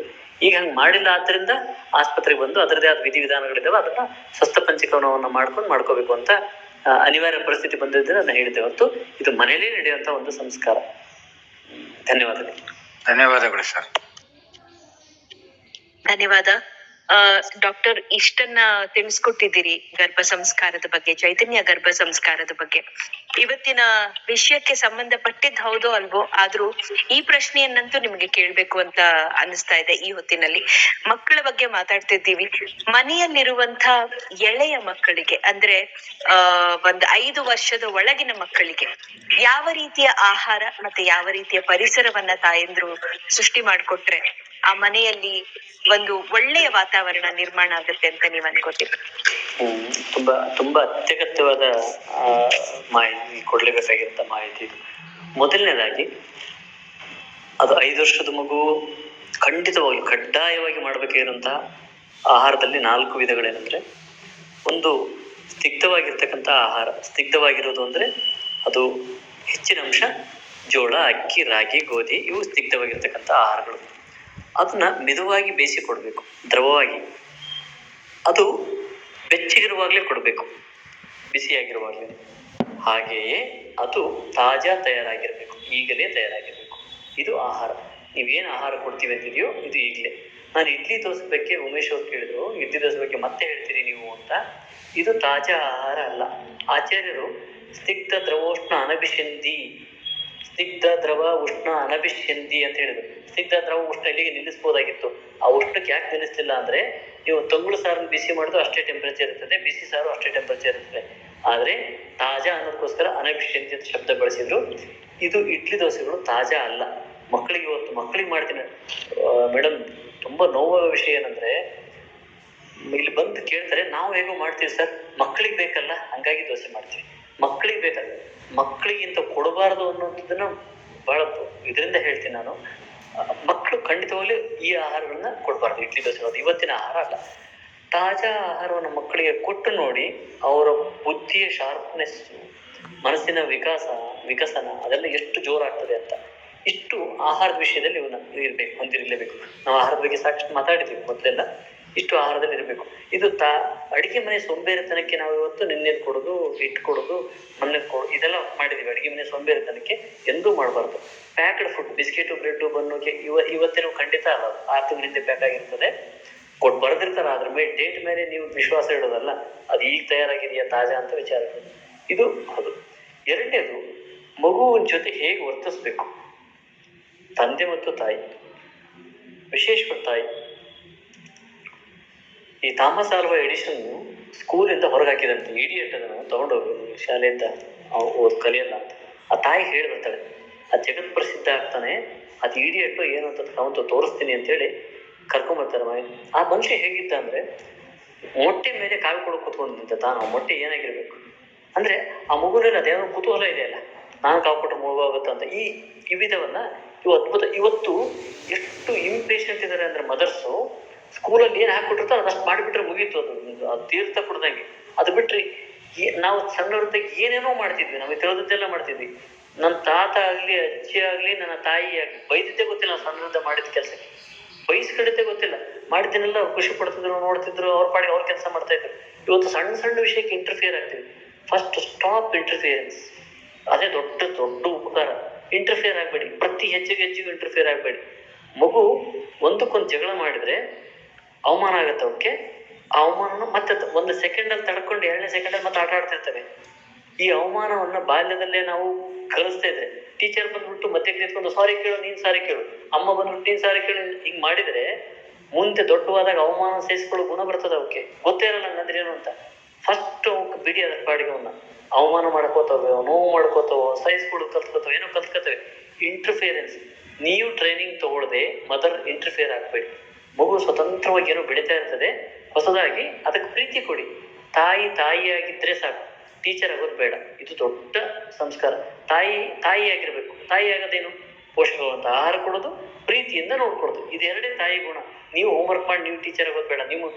ನೀವು ಟೀಚರ್ ಆಗ್ಬಿಟ್ರೆ ಮಗು ತಾಯಿ ಎಲ್ಲಿಂದ ಹುಡುಕ್ಬೇಕು? ಅದು ಯಾರ ಹತ್ರ ತಾಯಿ ಹುಡುಕ್ಬೇಕು? ಹಾಗಾಗಿ ತುಂಬಾ ಸ್ಟ್ರಿಕ್ಟ್ ಆಗಿ ಮೇಡಮ್. ಮತ್ತೆ ನಾನು ಹೇಳ್ತಾ ಹೋದಾಗ ತುಂಬಾ ಇದು ಬಂದ್ಬಿಡ್ತದೆ ನನಗನ್ನ. ಅದು ಕಳಕಳಿನ ಏನು ಗೊತ್ತಿಲ್ಲ ನನಗೆ. ಸ್ಟ್ರಾಂಗ್ ಆಗಿ ಹೇಳ್ತೀರಿ ಅಂತ ಬಹಳಷ್ಟು ಜನ ಹೇಳಿದ್ರಿ, ಮತ್ತು ಇವತ್ತು ನೀವು ಅದನ್ನ ಹೇಳಿದ್ರಿ, ಬಹಳ ಸ್ಟ್ರಾಂಗ್ ಆಗಿ ಹೇಳ್ತೀರಿ ಅಂತ. ಇದನ್ನ ಹೇಳೋದಲ್ಲ, ಅದು ಇರೋದು ವಾಸ್ತವ. ಹಂಗೆ ರಿಸಲ್ಟ್ ಇದೆ ನೋಡಿದ್ರೆ, ರಿಸಲ್ಟ್ ಖಂಡಿತವಾಗ್ಲೂ ಇದಾವೆ. ನಾವೀಗೇನು ಗರ್ಭ ಸಂಸ್ಕಾರದ ಬಗ್ಗೆ ಮಾತಾಡ್ಲಿ, ಇನ್ನೊಂದು ಮಾತಾಡಿದ್ರಿ, ಅದೇ ರೀತಿ ರಿಸಲ್ಟ್ ಎಂಡ್ ರಿಸಲ್ಟ್ ಹಂಗೆ ಬರ್ತದೆ. ಹಂಗಾಗಿ ಹೇಳೋದು ಕೆಲವರು ಮಾತ್ರ ರಾಮಚಂದ್ರ ಮಠದ ಸ್ವಾಮೀಜಿ ಹೇಳಿದ್ರು, ಅವ್ರ ಕಳಕಳಿ ಅಷ್ಟಿದೆ, ಹಂಗಾಗಿ ಅಷ್ಟು ಒತ್ತಾಸೆಯಿಂದ ಹೇಳ್ತಾರೆ ಅವರು ಅಂತ. ಹಾಗೆ ಬರ್ತದೆ. ಈ ತಾಯಿಂದ ಹೆಂಗ್ ಮಾಡ್ರೆ ಮಗು ಏನಾಗ್ಬೇಕು? ಆ SSLC ಯಾರೋ 625 ತಗೊಂಡು ಮಗುವಿದೆ, ಅವ್ರ ತಾಯಿ ಎಂದರ ಒತ್ತಾಯ ಮಾಡ್ರಂತ ಮಗು ಪ್ರಶ್ನೆ ಕೇಳಿ ನೋಡಿ. ಸಕ್ಸಸ್ ಆದವ್ರನ್ನ ಕೇಳಬೇಕು, ನಿಮ್ಮ ಮನೇಲಿ ಹೆಂಗ್ ನಡ್ಕೊಂಡಿದ್ರಿ ಅಂತ. ಸಕ್ಸಸ್ ಆಗಿ ದೊಡ್ಡ ಸಕ್ಸಸ್ ಆದವ್ರನ್ನ ಕೇಳಬೇಕು. ವಿಜಯ ಸಂಕೇಶ್ವರ ಸರ್ ಹೇಳ್ತಾ ಇದ್ರು ನಮ್ಮ ಹಾಸ್ಪಿಟ್ಲ್ ಬಂದಾಗ, ಡಾಕ್ಟರ್ ಇವರು ಈ ಸಿಟ್ಟನ್ನು ಸ್ವಾಮಿಗಳು ಅದೆಷ್ಟು ಮಾಡ್ತಾರ್ರಿ. ಸ್ವಾಮಿಗಳು ಸಿಟ್ಟಾದ್ರೆ ಹಂಗಾಗಿನೇ ಅವ್ರು ಹಾರ್ಟ್ ಅಟ್ಯಾಕ್ ಅದೇನು ಮಾಡ್ಕೊಳ್ಳಲ್ಲನ್ರಿ. ಅದು ಎಷ್ಟು ಸಿಟ್ಟು ಇರ್ತದ್ರಿ ಅವ್ರಿಗೆ.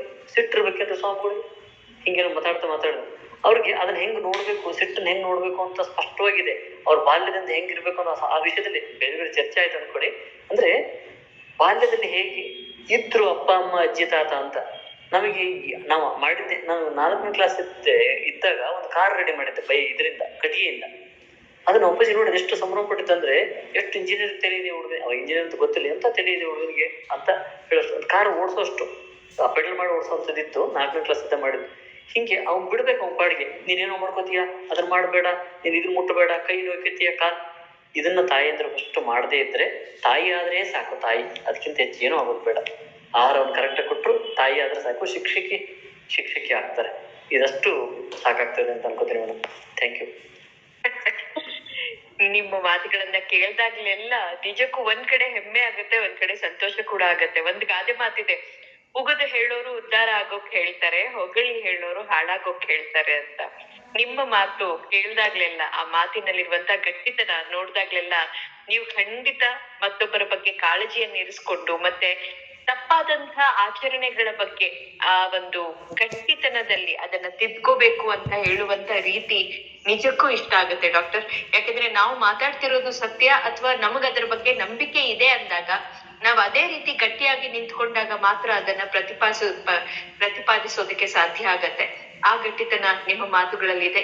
ಹೀಗಾಗಿ ನಿಮಗೆ ಅನೇಕ ಅನುಯಾಯಿಗಳಿದ್ದಾರೆ, ನಿಮ್ಮನ್ನು ಹುಡ್ಕೊಂಡ್ ಬರುವಂತ ಅನೇಕರಿದ್ದಾರೆ ಅಂತ ಗೊತ್ತು. ಪ್ರತಿ ಬಾರಿ ನೀವು ಕ್ಲಬ್ ಹೌಸ್ಗೆ ಬಂದಾಗ್ಲೂ ಕೂಡ ನಮಗೆ ಸಾಮಾನ್ಯವಾಗಿ ಬರುವಂತ ಕ್ಲಬ್ ಹೌಸ್ ಲಿಸ್ನರ್ಸ್ ಗಿಂತ ಜಾಸ್ತಿ ಜನ ನಮ್ಮ ಕ್ಲಬ್ ಹೌಸ್ ನಲ್ಲಿ ಬಂದು ಕೊನೆಯವರೆಗೂ ಇದ್ದು ನಿಮ್ಮ ಕಾರ್ಯಕ್ರಮವನ್ನ ಕೇಳಿ ಹೋಗ್ತಾರೆ. ಈಗ್ಲೂ ಕೂಡ ಕಾರ್ಯಕ್ರಮ ಮುಗಿಸುವ ಹೊತ್ತಿಗೆ 130ಕ್ಕೂ ಹೆಚ್ಚು ಜನ ಇವತ್ತಿನ ಕಾರ್ಯಕ್ರಮವನ್ನ ಕೇಳ್ತಾ ಇದ್ದಾರೆ. ಮತ್ತೊಂದು ಯಶಸ್ವಿ ಸಂವಾದವನ್ನ ನಮ್ಮ ವಿಶ್ವವಾಣಿ ಕ್ಲಬ್ ಹೌಸ್ ನಲ್ಲಿ ನಡೆಸ್ಕೊಟ್ಟಿದ್ದೀರಿ. ಹಾಗೆ ಅನೇಕ ಸಂದೇಶಗಳು ಕೂಡ ಹರಿದು ಬರ್ತಾ ಇವೆ. MA ಶ್ರೀಲೋಲಾ ಅವರು ಒಂದು ಸಂದೇಶ ಕಳಿಸಿದ್ದಾರೆ. ನಮಗೆ ತಿಳಿಯದಿದ್ದ ಮತ್ತು ಅನುಸರಿಸಬೇಕಾದ ಅನೇಕ ವಿಷಯಗಳನ್ನ ತಿಳಿಸಿದಂತ ವೈದ್ಯರಿಗೆ ಅನೇಕ ಪ್ರಣಾಮಗಳು ಅಂತ ಹೇಳಿದ್ದಾರೆ. ಹಾಗೆ ಈರಣ್ಣ ಅವರು ತುಂಬಾ ಅರ್ಥಪೂರ್ಣವಾದ ವಿಚಾರಧಾರೆ ಗುರುಗಳೇ, ನಿಮ್ಮ ಮಾತುಗಳನ್ನ ಕೇಳಿ ಮನಸ್ಸಿಗೆ ಹಿತ ಅನಿಸ್ತು ಅನ್ನುವಂತ ಒಂದು ಮಾತನ್ನ ಹೇಳ್ತಾ ಇದ್ದಾರೆ. ಹಾಗೆ ಸಿದ್ದು BC ಅವ್ರು ಹೇಳ್ತಾ ಇದ್ದಾರೆ, ಅದ್ಭುತವಾದ ವಿಚಾರಧಾರೆ. ಭಗವಂತನೇ ಇಂದು ಎಲ್ಲರಿಗೂ ಎಚ್ಚರಿಸುವಂತ ಮಾಹಿತಿಯನ್ನ ವೈದ್ಯರ ಮೂಲಕ ಕಳಿಸ್ತಾ ಇದ್ದಾನೆ, ಧನ್ಯೋಸ್ಮಿ ಅನ್ನುವಂತಹ ಮಾತನ್ನ ಅವರು ತಿಳಿಸ್ತಾ ಇದ್ದಾರೆ. ಇದನ್ನ ಮತ್ತೆ ಮತ್ತೆ ಕೇಳ್ಬೇಕು ಅನ್ಸತ್ತೆ. ರೆಕಾರ್ಡಿಂಗ್ ಎಲ್ಲಿ ಸಿಗುತ್ತೆ ದಯವಿಟ್ಟು ತಿಳಿಸಿ ಅಂತ ವೆಂಕಟೇಶ್ ಕುಲಕರ್ಣಿ ಅವರು ಕೂಡ ಹೇಳ್ತಾ ಇದ್ದಾರೆ.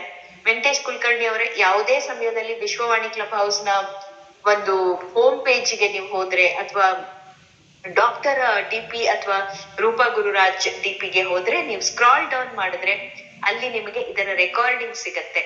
ಅಥವಾ ನೀವು ಕ್ಲಬ್ ಹೌಸ್ ಓಪನ್ ಮಾಡಿದಾಗ ಆಕ್ಟಿವಿಟಿ ಲಾಗ್ ಅಂತ ನಿಮಗಿರುತ್ತೆ, ಅಲ್ಲಿ ಗಂಟೆಯ ಚಿಹ್ನೆ ಒಂದಿರುತ್ತೆ. ಅದರಲ್ಲಿ ಏನೇನ್ ಆಯ್ತು ಇವತ್ತು ಅನ್ನುವಂತ ಆಕ್ಟಿವಿಟಿ ಲಾಗ್ ಇರುತ್ತೆ. ಅಲ್ಲಿ ಕೂಡ ನಿಮಗೆ ರೆಕಾರ್ಡಿಂಗ್ ಲಭ್ಯ ಇರುತ್ತೆ, ಇವತ್ತಿನ ರೆಕಾರ್ಡಿಂಗು. ಅನೇಕರು ರೀಪ್ಲೇ ಕೂಡ ಕೇಳ್ತಾ ಇರ್ತಾರೆ. ನಾಳೆ ಬೆಳಗ್ಗೆ ಇದರ ರೀಪ್ಲೇ ಮತ್ತೆ ಶುರುವಾಗ್ತಾ ಇರುತ್ತೆ. ಬಹಳಷ್ಟು ಜನ ಕೇಳ್ತಾ ಇರ್ತಾರೆ. ಅಲ್ಲಿಂದ ವಾಟ್ಸ್ಆಪ್ಗೆ, ಫೇಸ್ಬುಕ್ಗೆ ಎಲ್ಲ ಕಡೆ ಶೇರ್ ಮಾಡ್ಕೊಳ್ಳುವಂತ ಒಂದು ಅವಕಾಶ ಕೂಡ ನಿಮಗೆ ಲಭ್ಯವಾಗತ್ತೆ. ಇಷ್ಟನ್ನ ಹೇಳ್ತಾ ಮತ್ತೊಂದು ಚಂದದ ಸಂವಾದವನ್ನ ಹಾಗೆ ಬಹಳ ಅಗತ್ಯವಾದಂತಹ ಮಾಹಿತಿಯನ್ನ ಇವತ್ತು ನಮ್ಮ ವೇದಿಕೆಯಲ್ಲಿ ಹಂಚಿಕೊಂಡಿದ್ದೀರಿ. ನಿಮಗೆ ವಿಶ್ವವಾಣಿ ಕ್ಲಬ್ ಹೌಸ್ ನ ಪರವಾಗಿ ಹಾಗೆ ದಿನಪತ್ರಿಕೆಯ ಪರವಾಗಿ ಧನ್ಯವಾದವನ್ನ ತಿಳಿಸ್ತಾ ಶುಭರಾತ್ರಿಯನ್ನ ಕೋರ್ತೇನೆ. ಧನ್ಯವಾದಗಳು. ಆದಷ್ಟು ಹತ್ತಿರದಲ್ಲೇ 1000 ಸಂಚಿಕೆ ಬರಲಿದೆ. ಅದನ್ನು ನಾವು ಕುತೂಹಲದಿಂದ ಎದುರು ನೋಡ್ತಾ ಇದ್ದೀವಿ ಮೇಡಮ್. ಧನ್ಯವಾದಗಳು. ಎಲ್ಲರಿಗೂ ಶುಭರಾತ್ರಿ. ಧನ್ಯವಾದ. ನಿಮ್ಮಂತ ಅನೇಕ ವಾಗ್ಮಿಗಳು, ಅನೇಕ ಜ್ಞಾನಿಗಳು ನಮ್ಮ ಕ್ಲಬ್ ಹೌಸ್ಗೆ ಬಂದು ಇಂಥ ಅತ್ಯುತ್ತಮವಾದ ಸಂವಾದಗಳಲ್ಲಿ ಪಾಲ್ಗೊಂಡು ಮಾಹಿತಿಯನ್ನ ಕೊಡ್ತಾ ಇರೋದ್ರಂತೆ ನಾವು ಒಂದು ಹೆಮ್ಮೆಯ 1000ವನ್ನ ತಲುಪೋದಕ್ಕೆ ಸಾಧ್ಯ ಆಗ್ತಾ ಇದೆ. ಅದಕ್ಕೆ ನಿಮ್ಗೂ ಕೂಡ ಒಂದು ಧನ್ಯವಾದವನ್ನ ತಿಳಿಸ್ತಾ ಇದ್ದೇವೆ ಡಾಕ್ಟರ್. ನಮಸ್ತೆ.